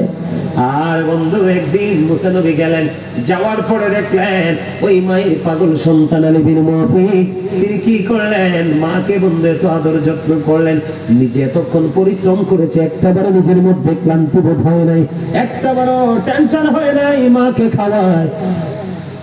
মুসা কালিমুল্লাহ চাইয়া দেখলেন আলী বিন মুআফিক মাকে কমপ্লিট করে গেলেন ওনার ব্যক্তিগত কাজ সারার জন্য। এবার মা দুঃখিনী দুইটা হাত তুলে আল্লাহর দরবারে দরখাস্ত করে দিলেন। মুসা কালিমুল্লাহ দেখে মাকে প্রশ্ন করলেন, মা গো, ও মা আপনি কি দোয়া করেছেন? এবার ওই বুড়িমা ডাক দিয়ে বলল, আপনি কে গো? এবার মুসা কালিমুল্লাহ ডাক দিয়ে বললেন, আমি আপনাদের নবী মুসা কালিমুল্লাহ। আপনি বলেন না কে দোয়া করেছেন? ভাই আমার ছেলে আমাকে এত বেশি ভালোবাসে, আমার ছেলে আমাকে এত বেশি যত্ন করে, এত বেশি না করে কখনো কোনো কাজে বিরক্ত হয় না। আমার নবী তো মুসা, আমি আল্লাহর কাছে বলেছি, আল্লাহ আমার এই আলী বিন মুআফিককে তুমি মুসা নবীর বন্ধু না বানাইয়া জান্নাতে দিও না। আল্লাহ তাকে মুসা নবীর বন্ধু বানাইয়া জান্নাতে দাও। আপনারা জানেন কিনা জানি না বন্ধু, মুসা কালিমুল্লাহ এমন একজন নবী, 1,24,000 নবী রাসূলের মধ্যে 8জন নবীকে আল্লাহ রাব্বুল আলামিন স্বর্গীয় উপাধি দিয়েছেন। এর মধ্যে একজন নবী হলো মুসা কালিমুল্লাহ। জোরে জোরে কন্যা সুবহানাল্লাহ। একজন মুসা কালিমুল্লাহ। মুসা স্পোক টু আল্লাহ। মুসা আল্লাহর সাথে বন্ধু কথা বলতে পারতেন। মুসা এমন পাওয়ারফুল নবী ছিলেন, 8 জনকে আল্লাহ রাব্বুল আলামিন স্বর্গীয় মর্যাদা দিয়েছেন। ওই মুসা কালিমুল্লাহ আল্লাহর কাছে দরখাস্ত দিলেন রে। এবার ওই বুড়া যখন প্রশ্ন করলো, এবার মুসা কালিমুল্লাহ একটা ডাক দিয়ে বললেন, বুড়িমা আল্লাহ রাব্বুল আলামিন তোমার দোয়া তো কবুল করে ফেলেছে। ও নবী গো, আপনি কেমন করে জানতে পারলেন? মুসা কালিমুল্লাহ বুড়িমাকে ডাক দিয়ে বলে, বুড়িমা আমি আল্লাহকে বলেছিলাম, আল্লাহ গো আমার সাথে বন্ধু হয়ে জান্নাতে কে যাবে গো? আমার আল্লাহ আমাকে জানিয়েছে আপনার ছেলে আমার সাথে জান্নাতি হয়ে কবরে যাবে। হুজুর এত মর্যাদা এত পাওয়ার কেমন করে তার হলো? সেটার কারণ হলো সে মা দক্ষিণীকে ভালোবেসেছে। আজকের ছেলেরা বাবা মাকে ভালোবাসতে চায় না বন্ধু। কথা বলেন না কেন? ভালোবাসতে চায় কাকে? শ্বশুর শাশুড়িকে। কথা বলে না? সত্য না? বাবা মা কিছু বললে বিরক্ত হয়ে যায় সব ছেলেমেয়েরা, কিন্তু আবার 1000-এর মধ্যে 2-4টা ভালো আছে। যদি না থাকতো এই পৃথিবী বদ্ধ চিরতরে ধ্বংস হয়ে যেত। কথা বলেন না কেন? আমি আপনাকে বলি, সাদিকুত তাইয়ার নামে কাবে ওনাকে একজন প্রশ্ন করেছিলেন যে আমার বৃদ্ধ মা খানায় কাবা তাওয়াফ করতে চায়, কিন্তু মা হাঁটতে পারে না, চলতে পারে না। আমি কি করেছি? কমপক্ষে 7 বছর। কয় বছর? কমপক্ষে আমি 7 বছর আমি আমার মাকে কাঁধে করে খানায় কাবা তাওয়াফ করিয়েছি। এবার বন্ধু সাদিক উত্তাইয়া নামক আবেদকে প্রশ্ন করলেন, আমি তো 7 বছর আমার মাকে কাঁধে করে খানায় কাবা তাওয়াফ করিয়েছি, আপনি বলে দেন আমার মায়ের দুধের ঋণ শোধ হয়েছে কিনা? এবার বন্ধু ওই মা ডাক দিয়ে বলল, সাদিক উত্তাইয়া নামক আবেদ ডাক দিয়ে বলল, তুমি যদি 50,000 বছর যদি তোমার হায়াত পাও, আর 50,000 বছর যদি তুমি মাকে কাঁধে করে ঘোরাও, তারপরে একটা নিঝুম রাত্রিতে মায়ের স্তন চেপে ধরে দুধ পান করেছো, মা প্রস্রাবের মধ্যে ছিল, মায়ের স্তনে দুধ ছিল না, তুমি যখন স্তন চেপে ধরে টান দিয়েছিলে মায়ের কলিজায় লেগেছিল, এরপরেও তোমাকে মা তার কাছ থেকে দূরে সরাই দেয়নি। এমন মা, ওই মাকে যদি তুমি 50,000 বছর যদি তুমি তোমার কাঁধে করে ঘোরাও, তারপরেও একটা রাতের দুধ পানের ঋণ শোধ হবে না। বুঝে নিতে হবে মা বাবা বন্ধু বড় নিয়ামত। আল্লাহ রাসূল বলে দিয়েছে, যে সন্তানটা বাবার বাধ্য, এটা আল্লাহর বাধ্য। যেই সন্তানের প্রতি বাবা রাজি না, এই সন্তানের প্রতি আমার আল্লাহ রাজি না। অন্যদিকে হাদিস শরীফের মধ্যে এসেছে, কোন সন্তান যদি মায়ের দিকে একটাবার মায়ার নজরে তাকায়, আমার রাসূল বলেছেন একটা হজের সওয়াব। ইয়া রাসূলুল্লাহ, ইয়া হাবিব আল্লাহ নবী গো, দৈনিক যদি 100 বার তাকায়, আমার নবীজি জানিয়ে দিয়েছেন, তাহলে 100 হজের সওয়াব। জোরে বলেন না সুবহানাল্লাহ, আর জোরে বলেন সুবহানাল্লাহ। তাহলে এখনকার আমাদের মধ্যে কি বাবা মার প্রতি সেই প্রেম ভালোবাসা আদব কি আছে? কথা বলেন, আছে? আর জোরে বলেন। ওরে বাবা রে, এটা কার পছন্দ? আচ্ছা তাইলে একটু গাই মাঝখান দিয়ে। নবী নবী বলে হায়, কেঁদে কেঁদে দিন যায়, পাইনি দিদার ধুমে, লাখো সালাম কবুল নবী, লাখো সালাম কদমে। নবী নবী বলে হায়, কেঁদে কেঁদে দিন যায়, পাইনি দিদার ধুমে, লাখো সালাম কদমে নবী, লাখো সালাম কদমে। সোনার মদিনায় লুকিয়ে আছো গো, দেখতে না পাই নয়নে গো, দেখিতে না পাই নয়নে। পারেন না গাইতে? এটা কত মজার গজল জানেন? কথাগুলো খেয়াল করেন। নবী নবী বলে হায়, কেঁদে কেঁদে দিন যায়, পাইনি দিদার ধুমে, লাখো সালাম কদমে নবী, লাখো সালাম কদমে। সোনার মদিনায় লুকিয়ে আছো গো, দেখিতে না পাই নয়নে গো, দেখিতে না পাই নয়নে। দয়ারে নজরে চাও, গুনা মেরে দেখা দাও, দয়ারে নজরে চাও, গুনা মেরে দেখা দাও, ভুল করো জনুমে, লাখো সালাম কদমে নবী, লাখো সালাম কদমে। বলেন নবী নবী বলে হায়, কেঁদে কেঁদে দিন যায়, পাইনি দিদার ধুমে, লাখো সালাম কদমে নবী, লাখো সালাম কদমে। মারহাবা বলেন, মারহাবা, আরে বলেন না। पहले मेरा नहीं गो नबी, पहले मेरा नाम, পাইলে নিরালাই গো নবী পাইলে নিরালাই দুই কদমে চুমু খাবো দুই কদমে চুমু খাবো চরণি ধুলি মাখবো গাই পাইলে নিরালাই সবাই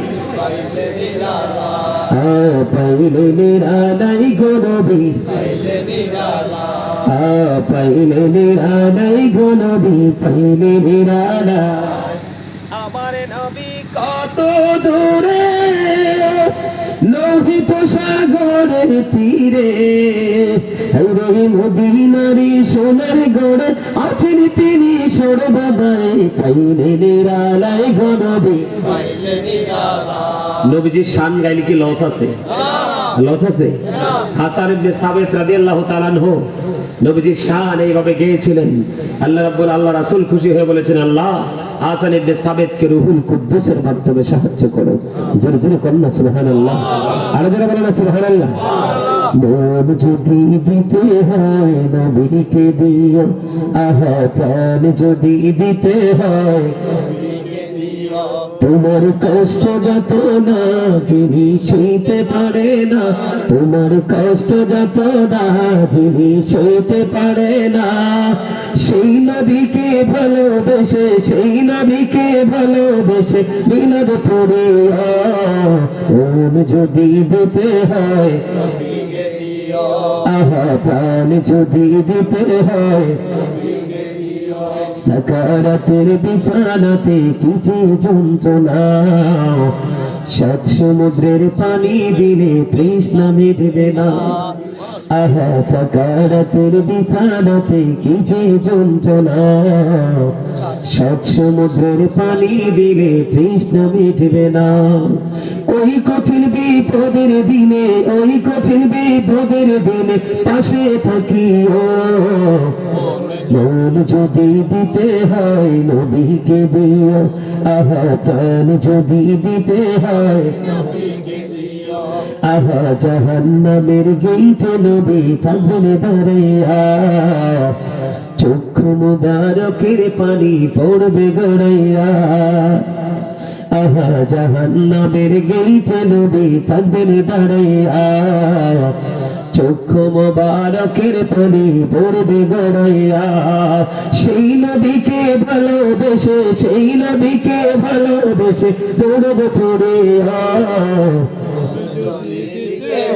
সবাই আহা প্রাণ যদি দিতে হয় তোমার কষ্ট যত না যিনি সইতে পারে না, তোমার কষ্ট যিনি সইতে পারে না, প্রাণের চেয়ে অধিক বেশি ভালোবাসি মন যদি দিতে হয় নবীকে দিও।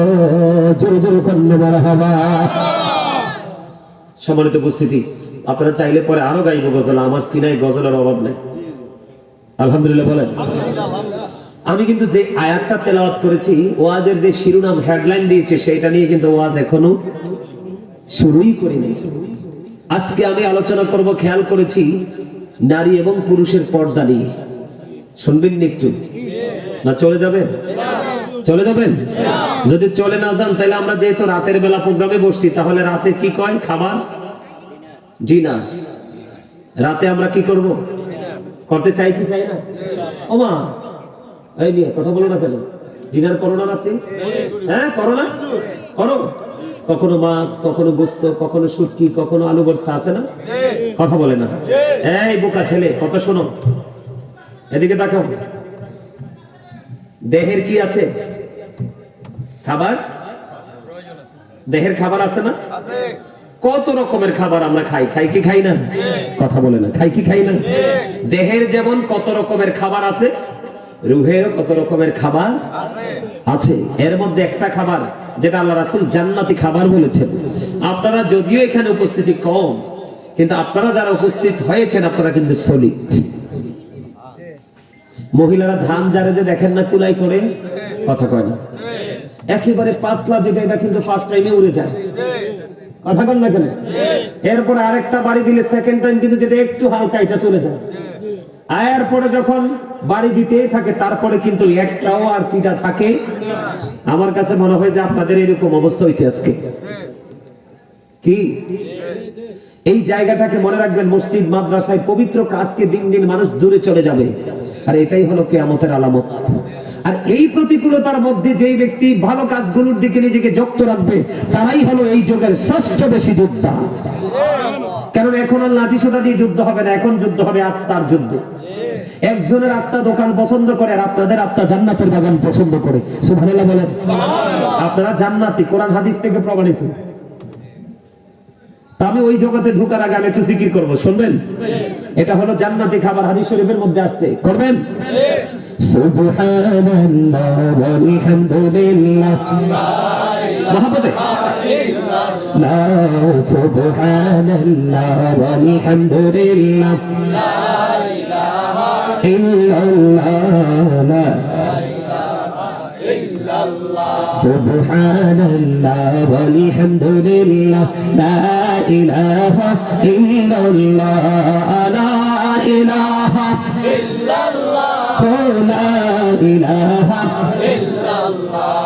নবী আমার নূরের পুতুল জগৎ করলেন ও জানা, নবী আমার নূরের পুতুল জগৎ করলেন ও জানা।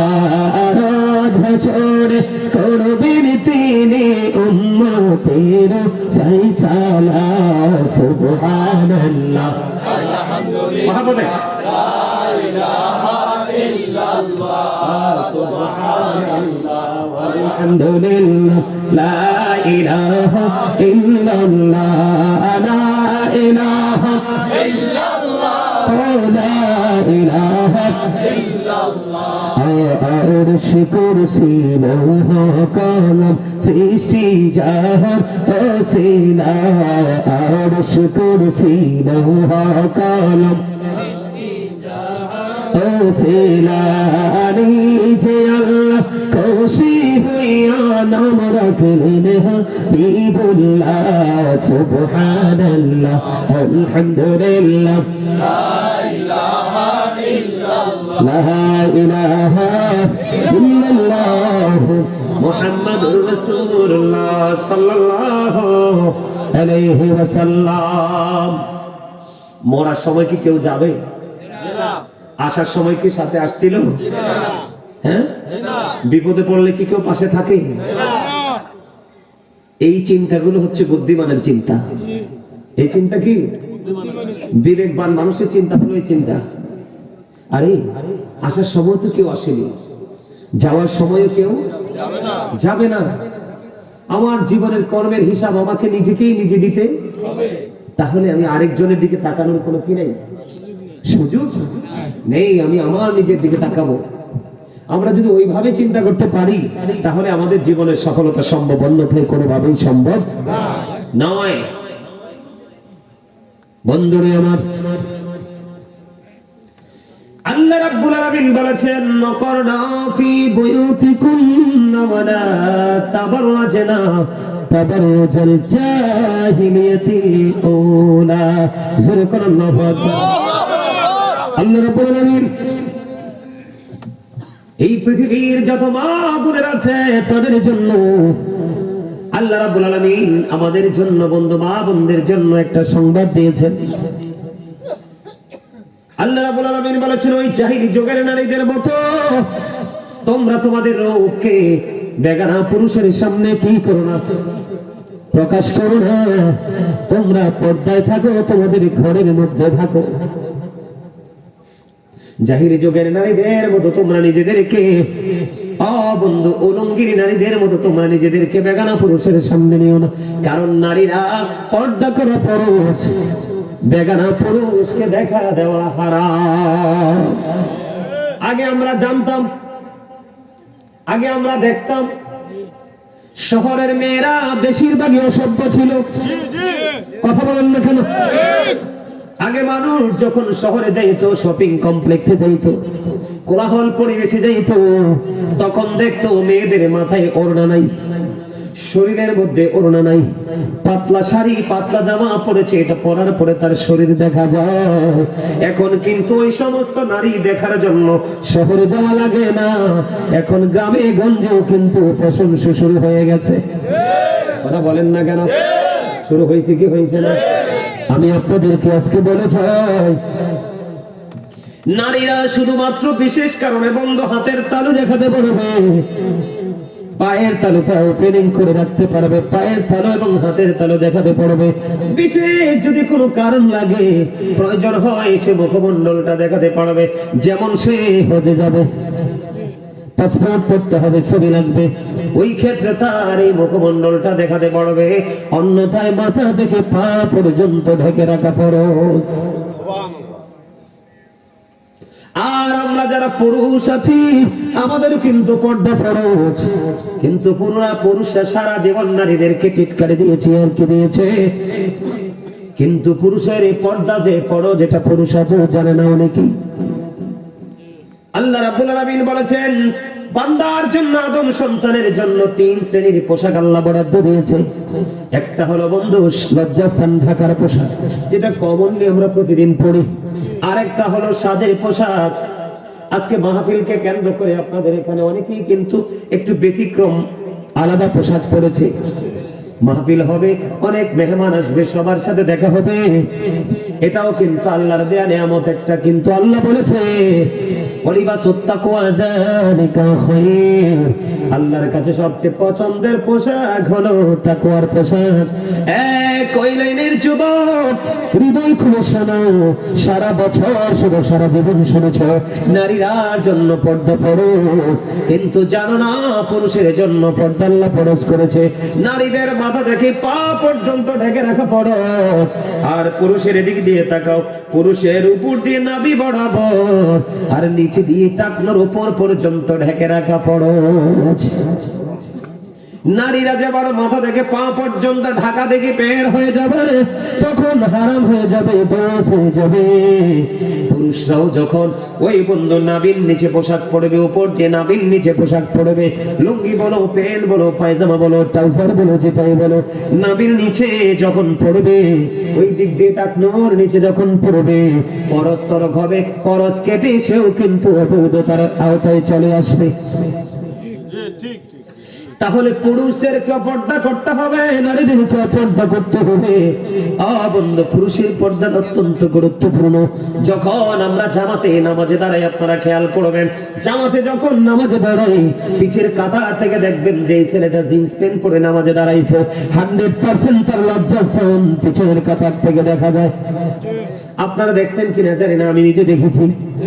যেই ছেলেটা বন্ধু, আমি পর্দা না করার যে অবৈধ পোশাকটা পরার যে রিঅ্যাকশনটা কি, দাদা কি করে শোনেন, মুরব্বীরা বলছে শিয়ালনির 7টা, বাঘিনীর একটা। এখান থেকে একজনও যদি শিক্ষা নেই, আজকের মাহফিল সাকসেস। আপনারা কি টেনশন করেন? লক্ষ লক্ষ মানুষ হওয়া লাগবে? এই আস্তে আস্তে করে লক্ষ লক্ষ মানুষ আসবে না, আরো কমবে। এটা বাস্তবতা, কিয়ামতের আলামত। রাসূল বলেছেন, আল্লাহ কোরআনে বলেছেন, ইন্নাল কাফিরিনা কানু লাকুম আদুওয়াম মুবিনা। আল্লাহ বলেছেন, the heretics are the eternal enemy of the believers। আল্লাহ বলেছেন, ইমানদারদের প্রকাশ্য শত্রু হলো বেঈমান কাফেররা। আজকে ছেলে বলেন, মেয়ে বলেন, উভয়ই কিন্তু বেঈমান কাফেরদের অপসংস্কৃতি লালন করছে। কথা বলেন না কেন? এই যে দেখেন, কিছু মনে করবেন না, আমার সামনে আমার দুটো ছোট ভাই বসছে, দেখেন দুটার মাথাটা কিন্তু গোল, কিন্তু ইহুদিদের স্টাইলে চুল কাটতে কি দুজনই কিন্তু মাথায় বানাই ফেলছে কুলা। আমি এদেরকে সামনে বসতে জন্য ওদেরকে দেখাইলাম, এদের মতো প্রত্যেকটা ছেলেই এমন অবস্থার মধ্যে চলে গেছে। কথা বলেন ঠিক না ঠিক? মানুষ বাসে, হুজুর বাসে, যে আপনারা তো চিনে না, এই এলাকার নতুন, এই জন্য আরো মানুষ আসে না। তো কোন হুজুর আসবে না? আরেকটা বিষয় হলো, এখন কিন্তু আপনার জুকার যারা ওয়াজের নামে যারা ঢং করে, বডি ল্যাঙ্গুয়েজটা অত্যন্ত তিক্ততার সাথে মানুষের সামনে প্রেজেন্ট করে। দেখেন না, আমাদের দেশে অনেক বক্তা আছে না, গল্প, কিচ্ছা, কাহিনী, মানে শুধু বলে গল্পই ওনার মনে হয়। কি মনে হয়? শুধু একটা কথা মনে হয়েছে, কইতাম, এগুলো কি ওয়াজ? মনে রাখবেন আল্লাহ রাসূল বলেছেন, কাল্পনিক গল্প বানিয়ে মানুষকে মজা দেওয়ার জন্য যে তথ্য দেওয়া হয়, আল্লাহ রাসূল বলেছে বুখারী শরীফের মধ্যে আসছে, এটা মিথ্যাবাদীর অন্তর্ভুক্ত, এটা মিথ্যা কথা। কোরআন হাদিস এতটা দুর্বল না যে আপনি কোরআন হাদিস থেকে বের হয়ে আপনি কাল্পনিক গল্প বানিয়ে মানুষকে বোঝাতে হবে।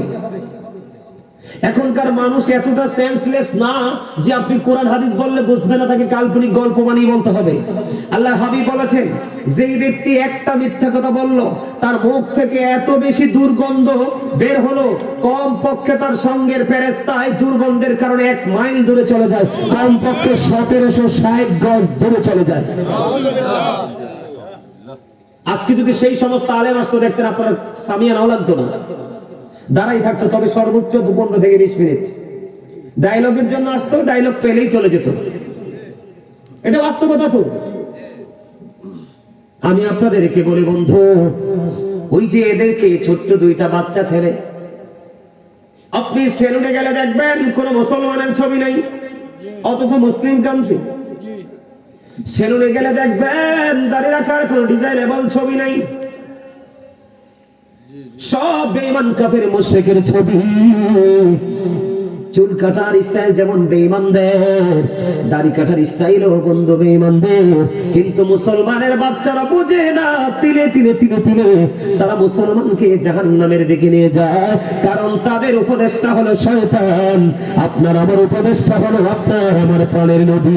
নারায়ে তাকবীর, নারায়ে রিসালাত, ইয়া রাসূলুল্লাহ, আল কাদরি সাহেব জিন্দাবাদ, জিন্দাবাদ। যুবক, আমি তোমাদেরকে বলি, অত্যন্ত দুঃখের সাথে, যন্ত্রণার সাথে হাদিস শরীফটা তোমাদের সামনে তুলে ধরতেছি আমি। আল্লাহর হাবিব মসজিদে অবস্থান করতেছে, হঠাৎ করে দেখতে পাইলেন, যুবক হৃদয় খুলে শোনো, একটা লোক এসে হঠাৎ করে নামাজের নিয়ত বেঁধে ফেললো। আমার নবীজি চাইয়া দেখলেন তার পোশাকটা টাকনুর নিচে। নবীজি সে কিন্তু নিয়ত বেঁধে ফেলছে। নবীজি বলেছেন, তুমি ওযু করে আসো। নামাজের নিয়ত ভেঙে তিনি ওযু করতে গেলেন। ওযু করে আসলেন, কিন্তু টাকনুর নিচের পোশাকটা উঠায় নাই। আবার এসে নামাজের নিয়ত বেঁধে ফেললো। আল্লাহর হাবিব আবার বললেন, যাও যাও তুমি ওযু করে এসো। আবার তিনি ওযু করতে গেলেন বন্ধু, আবার ওযু করে আসলেন। নবীজি আবার তাকে ওযু করার অর্ডার দিলেন। আসার পরে নামাজের নিয়ত বেঁধে ফেললেন। তৃতীয়বার আরেকজন প্রশ্ন করলেন, ইয়া রাসূলুল্লাহ, ইয়া হাবিবাল্লাহ, নবী গো, ও প্রাণের নবী, বারবার বলছেন ইয়া রাসূলুল্লাহ, ইয়া হাবিবাল্লাহ, নবী গো, আপনি বারবার বলছেন ওযু বানানোর জন্য, ইয়া রাসূলুল্লাহ, সমস্যাটা কোথায়? আমার নবীজি ডাক দিয়ে বললেন, তুমি চাইয়া দেখো তার পোশাকটা টাকনুর নিচে। আবার আল্লাহ পবিত্র কালামে হাকিমে বলেছে, পুরুষের জন্য পোশাকের দ্বারা পর্দা করতে হবে, এটা ফরজ। উপর দিয়ে থাকবে নাভি বরাবর অথবা নাভির উপরে, কিন্তু নাভির নিচে নামতে পারবে না। নিচের দিক দিয়ে টাকনুর উপরে থাকুক যত পরে, কিন্তু টাকনুর নিচে যাওয়া যাবে না। তুমি চাইয়া দেখো তার পোশাকটা টাকনুর নিচে। ইয়া রাসূলুল্লাহ, ইয়া হাবিবাল্লাহ, নবী গো, আমার নবীজি ডাক দিয়ে বললেন, কিয়ামত পর্যন্ত সেই নামাজ পড়তে পারবে, এই নামাজ আল্লাহর দরবারে কবুল হবে না। ঠিক সেই সিমটমটা এখন বর্তমান প্রেক্ষাপটে আমরা দেখতে পাই।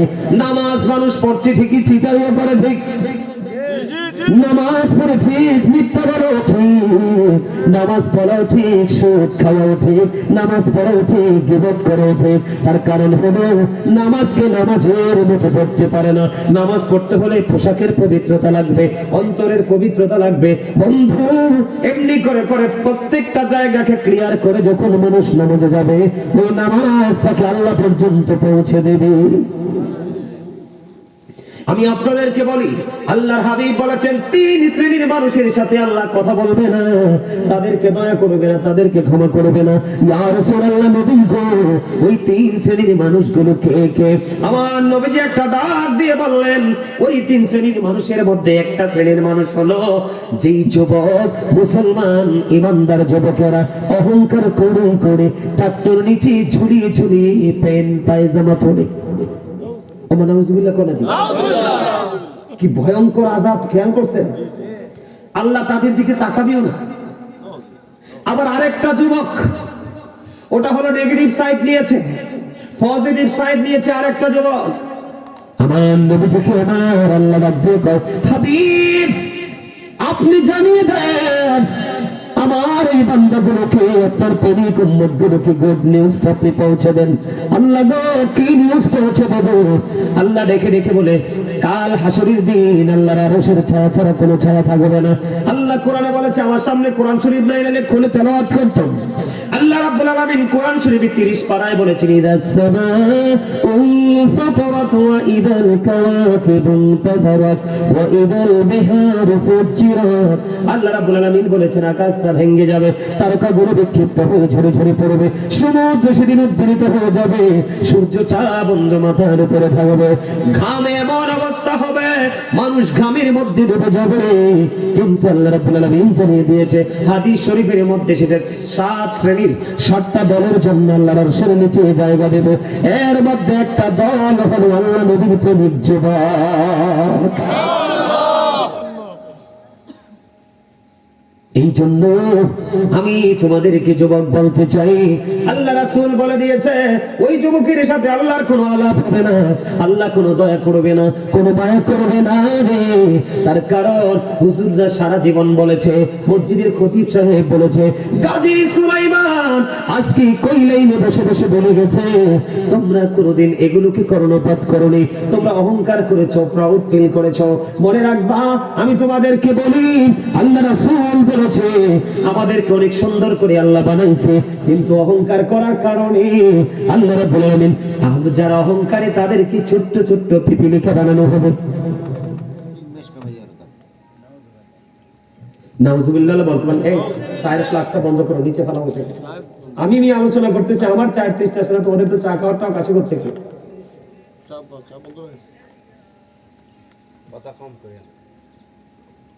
কথাগুলোকে খেয়াল করতেছেন আপনারা? আল্লাহ রাব্বুল আলামিন জানিয়ে দিয়েছেন, হাবিব আপনি জানিয়ে দেন অহংকার যারা পৃথিবীতে করবে আমি তাদেরকে কাল হাসরের দিন ছোট্ট ছোট্ট পিপিলিকার নে ছোট্ট ছোট্ট পিপিলিকা বানিয়ে দেব। আমার নবীজি বলেছেন, পাগল হয়েও না, সুস্থ ভাবে একবার আসো, অসুস্থ হয়ে আসলে উপায় খুঁজে পাবো না। পিপিলিকা বানানো হবে, 4 থেকে মাওলাস নামক জাহান্নামের দিকে টেনে হেসড়ে নিয়ে যাওয়া হবে, অপমান 4 দিয়ে বন্ধ ঘিরে ফেলা হবে।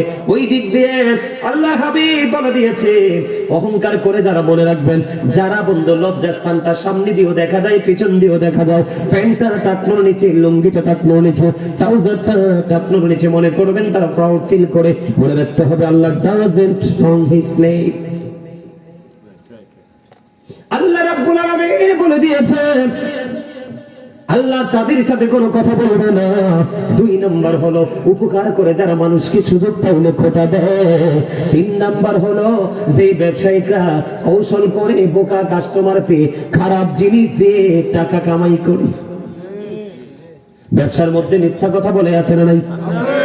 আপনি যেমন ধরেন, আমি এই কোটটা কিনতে গেলাম, আমি যখন কিনতে গেলাম বন্ধু ভালো লাগলো, আমি আজকে আপনাদেরকে বলে দেই অনেক বেশি ভালো লাগছে। যেই কোনো জিনিস দোকানদারকে বলবেন না যেটা আমার বেশি পছন্দ হয়েছে, যদি বেশি পছন্দ হয়েছে বলেন আপনাকে কষায়ের মতো চামড়া ছিলে ফেলবে। মনের মধ্যে রাখবেন পছন্দ, কিন্তু কথা বলবেন দুর্বলের নেই, তাহলে একটু বোকাশোকা হয়ে থাকলে একটু বাঁচা আছে। বন্ধুরি আমার, দোকানদারের অনেক সময় দেখবেন ভাই হারামও 1 টাকা লাভ হবে না, আপনি 20 টাকা বাড়াই দেন। ব্যবসার মধ্যে মিথ্যা কথা বলে যারা এমন করে টাকা উপার্জন করে, আমার নবীজি বলেছে তোমরা আসো, তোমরা দেখতে পাবে তোমার ফিউচারটা কত অন্ধকার। আমার আল্লাহ ক্ষমা করবে না, দয়া করবে না, মায়া করবে না। জোরে জোরে বলেন নাউজুবিল্লাহ। হাদিস শরীফটা পুরোটাই আমি তোমাদেরকে বলে ফেললাম, কারণ পরের 2টো অপশন অত্যন্ত গুরুত্বপূর্ণ। কথা বলে না?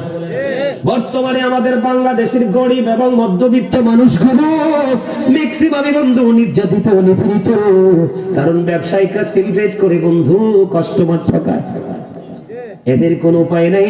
আল্লাহ সূরা রহমানের মধ্যে বলেছেন, ওয়াকিমুল ওয়াজনা বিল কিসতি ওয়া লা তুখসিরুল মিজান। আল্লাহ বলেছেন ন্যায্য ওজন কায়েম করো, ওজনে কম দিও না।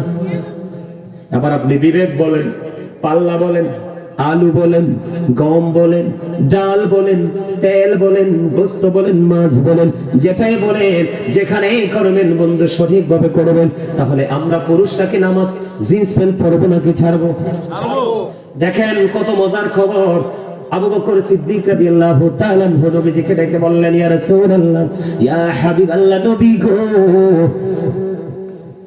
মনের অজান্তে টাকনুর নিচে চলে গেল পোশাকটা, কিন্তু মনে হওয়ার পরে আমি যদি এই পোশাকটাকে টাকনুর উপরে তুলে ফেলি, ইয়া রাসূলুল্লাহ, আল্লাহ কি আমাকে আযাব দিবে, সাজা দিবে? আমার নবীজি বলল, না রে না, ও আবু বকর, তুমি মনে করেছো তোমার পোশাকটা টাকনুর নিচে চলে গেছে, হঠাৎ করে তোমার মনে পড়ে গেল হুজুর গাজী সুলাইমান হুজুর এই ওয়াজটা করেছিল, শুনেছিলাম আজ থেকে 10 বছর আগে। না না, এটা কোনোভাবে টাকনুর নিচে রাখা যাবে না, উঠিয়ে ফেলতে হবে। এটার নামই হলো ভয়, এটার নামই হলো তাকওয়া, এটার নামই হলো আরেক দিকে প্রেম।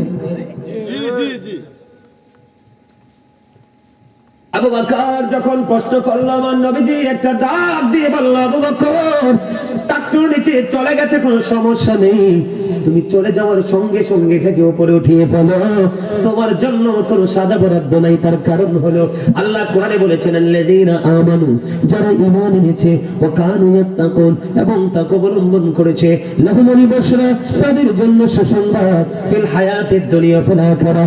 আল্লাহ বলেছেন, বন্ধুরা আমার, যারা ঈমান এনেছে এবং ভয় অন্তরে ধারণ করতে পেরেছে, আল্লাহ রাব্বুল আলামিন বলেছে তাদের জন্য সুসংবাদ দুনিয়ার জীবনে এবং পরকালের জীবনে। জোরে কন্যা সুবহানাল্লাহ। তাহলে লুঙ্গি বলেন, প্যান্ট বলেন, পায়জামা বলেন, ট্রাউজার বলেন, যেটাই বলেন, আপনার উপর দিয়ে রাখতে হবে নাভি বরাবর, অথবা বন্ধু নাভির উপরে, আর নিচের দিক দিয়ে রাখতে হবে টাকনুর উপরে। এটা মনে রাখতে হবে, এটা আপনার জন্য ফরজ এবং পর্দা।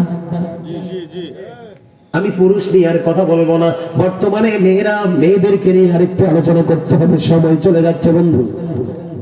উম্মে সালমা রাদিয়াল্লাহু তাআলা আনহা তিনি বললেন, মাইমুনা সহ আমরা রাসূলের দরবারে উপস্থিত ছিলাম। উম্মে মাকতুমের পুত্র আব্দুল্লাহ নবীজির দরবারের দিকে আসতেছে। হাদিস শরীফ খেয়াল করবেন, নারীদের পর্দাটা কত গুরুত্বপূর্ণ, কতটা সেনসিটিভ। উম্মে মাকতুমের পুত্র আব্দুল্লাহ নবীজির দরবারের দিকে বন্ধু হেঁটে হেঁটে আসছে। তখন নবীজি আমাদেরকে বললেন, তোমরা এখান থেকে আত্মগোপন করো, তোমরা এখান থেকে প্রস্থান করো। ইয়া রাসূলুল্লাহ, ইয়া হাবিবাল্লাহ, নবী গো, ও প্রাণের নবী, উম্মে মাকতুমের পুত্র আব্দুল্লাহ তো অন্ধ। আমার নবীজি একটা ডাক দিয়ে বলেছে, আব্দুল্লাহ হয়তো অন্ধ, কিন্তু তোমরা তো অন্ধ না। সুবহানাল্লাহ বলেন না। নারীদের সচেতনতার জন্য আর কোনো ওয়াজ লাগেনি, যথেষ্ট না? খেয়াল করছেন, আব্দুল্লাহ দেখতে পায় না, আমি মেনে নিলাম আব্দুল্লাহ অন্ধ, কিন্তু তুমি তো অন্ধ নও। আব্দুল্লাহ যদিও তোমাকে দেখতে পাবে না, তোমাদেরকে দেখতে পাবে না, কিন্তু তোমরা তো আব্দুল্লাহকে দেখতে পাবে। এখান থেকে বন্ধু মা বোনদেরকে শিক্ষা নিতে হবে। বাড়িতে যদি স্বামী বাতার বেড়া দেয়, কলা পাতা দিয়ে যদি বেড়া দেয়, সুপারির ডাল দিয়ে যদি বেড়া দেয়, তুমি উকি ঝুঁকি দিতে পারবা না। রাস্তা দিয়ে কোন পুরুষ হেঁটে যায় তুমি নজর দিতে পারবে না। যদি তুমি নজর দাও, তাহলে তুমি যত পরিষ্কার হও, তুমি পর্দাশীল না।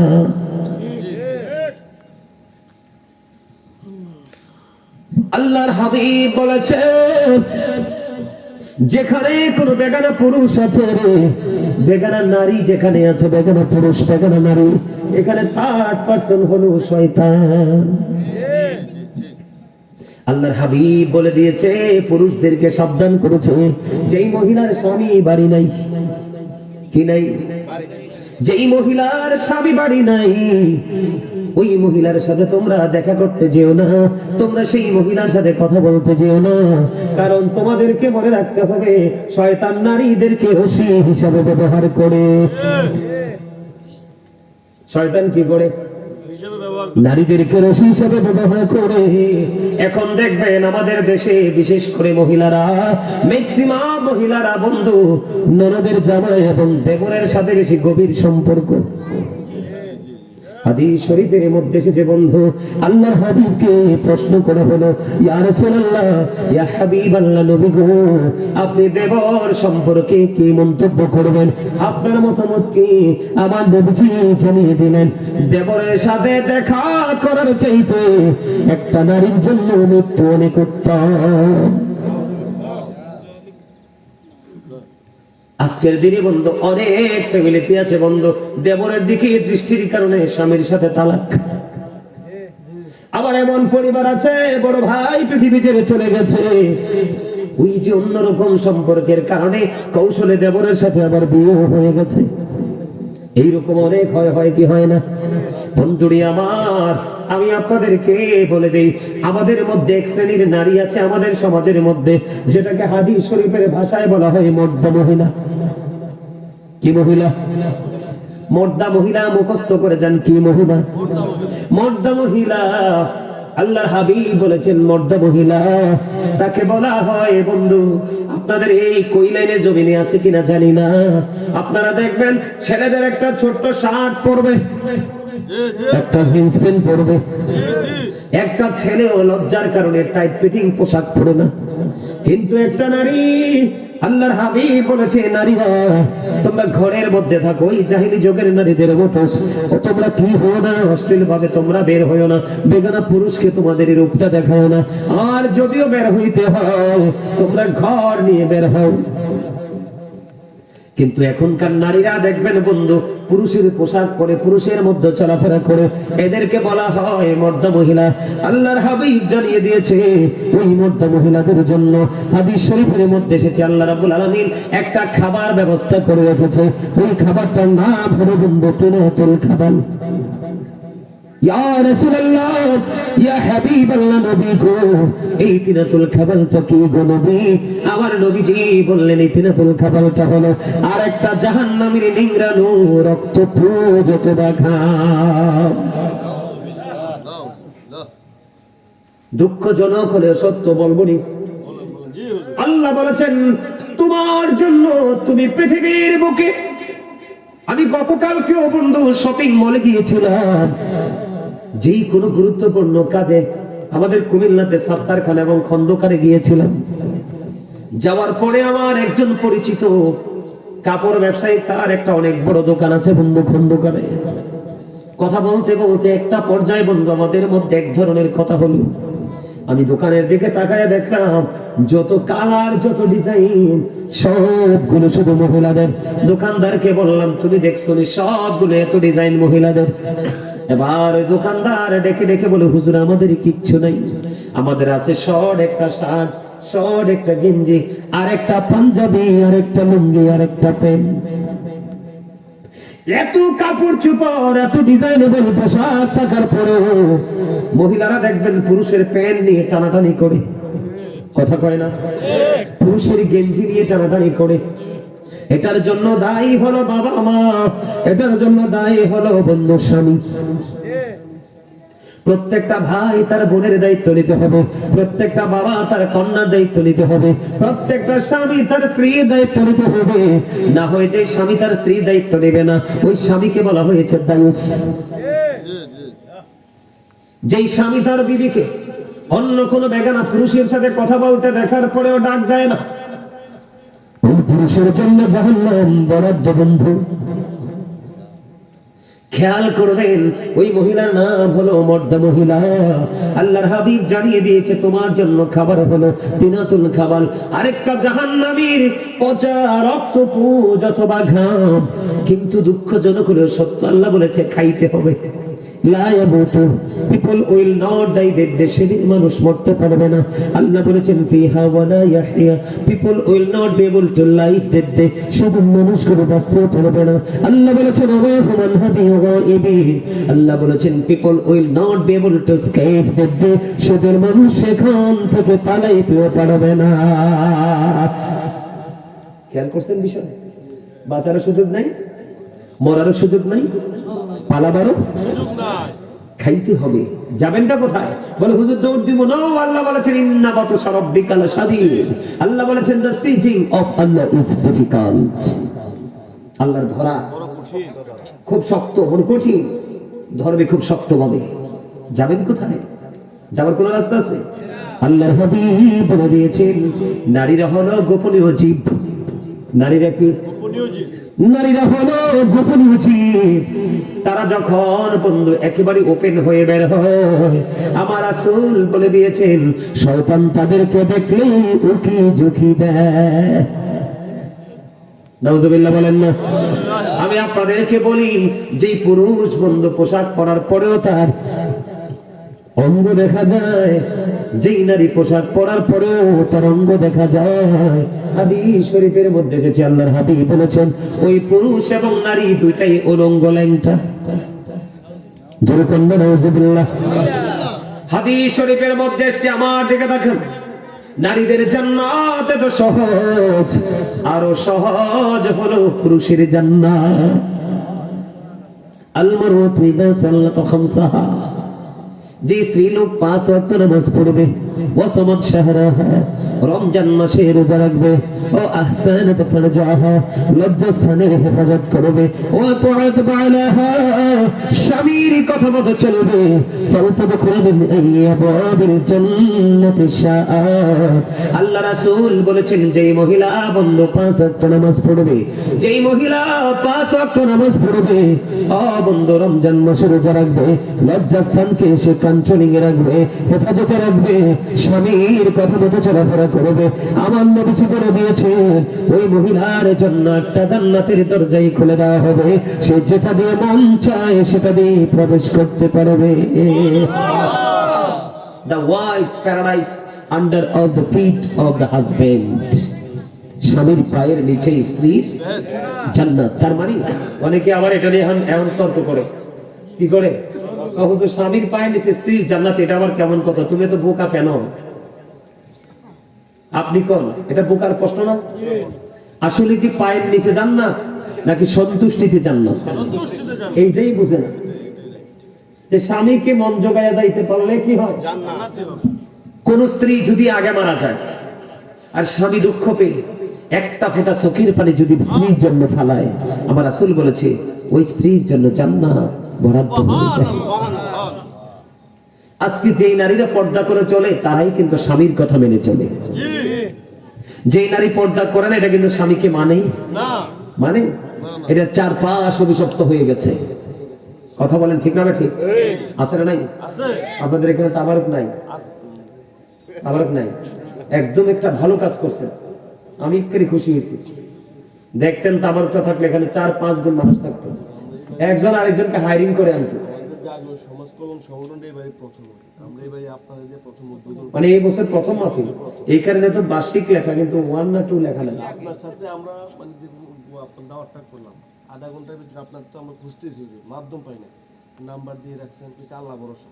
ভিডিও কলে দেখছি, আমদানি দেখছি, হুজুর আমার সাথে সাথে ওকে করে বলাইছি, ঠিক আছে না, পোস্টারও করতে পারি না। যাকে এটা ফার্স্ট মাহফিল না, আমাদের দোয়া করে দেন হুজুর, আমরা মন বইরা আপনার ওয়াজ আমরা সন্তুষ্ট হুজুর, আলহামদুলিল্লাহ। আপনারা পারবেন, কেন পারবেন জানেন? কারণ মানুষের সবচেয়ে বড় হলো তার মানসিকতা। কি আমার এই কথাগুলো কি আপনাদের কাছে পছন্দ হয়েছে? পীর সাহেব আসবে না? কবে আসছে? কখন? হুজুর তো কথা ছিল আমাদের সাথে 10:30 আসবে, মানে ওনার যে বক্তব্যগুলো ছিল সাথে সাথে মাহফিলটা হুজুর আমরা এরকম ভাবে ধরে রাখতে পারি না। যাক, অসুবিধা নেই, আগামী নেক্সট টাইম থেকে যিনি প্রধান অতিথি হবে ওনাকে বলবেন আপনি ওই টাইমে অ্যাটেন্ড করতে হবে, নাইলে আপনার দরকার নেই। যিনি বিশেষ অতিথি হবে বলবেন আপনি ওই টাইমে অ্যাটেন্ড করতে হবে, কারণ এটা তো আপনার সাজানো বাগান, এটা বছরে একদিন হয়। এই ক্লাসটা এত গুরুত্বপূর্ণ একটা ক্লাস, এটা একটা টিচিং প্রফেশন। এটাকে যদি আপনি যদি শুটিং স্পট মনে করেন তাহলে তো হবে না। আপনারা এই যে আমাকে 8:30 থেকে 15টা দিবেন বলছে, কিন্তু আমি রাগ হয়েছে ডাক্তার, আপনি কি ডাক্তার? আপনার মায়ের আছে নিয়ে আমরা ঢুকছি চান্দিনা শহর দিয়ে, কইলেন খুঁজতে খুঁজতে খুঁজতে খুঁজতে আমার ছেলেরা গুগলে চার্জ দিছে, 17 কিলোমিটার দেখাইছে। তো ঢুকছি, ঢুকার পরে মানে কেউ আমাদেরকে লোকেশনটা দিতে পারতেছে না। পরে যখন মাদাই আসার পরে এক মুরব্বী বলতেছে আপনারা কইলেন যাবেন, হ্যাঁ, ওটা অনেক দূর। আমার তো গা দিছে ঘাম, কারণ আমি মাহফিলে আজকে ওয়াজ না করলে সমস্যা নাই, কিন্তু কথা হচ্ছে টাইম। আমরা আমার অনলাইনে আলোচনা শুনবেন, আমি সময়ের গুরুত্ব নিয়ে একটা ওয়াজ করছি। আল্লাহর হাবিব আমাদের সময়কে কিভাবে মূল্যায়ন করতে বলেছে। আমার জীবনে আজ থেকে মনে 5 বছর আগে কক্সবাজার মহেশখালীতে একটা মাহফিলে 5 মিনিট দেরি করে গেছিলাম। গতকাল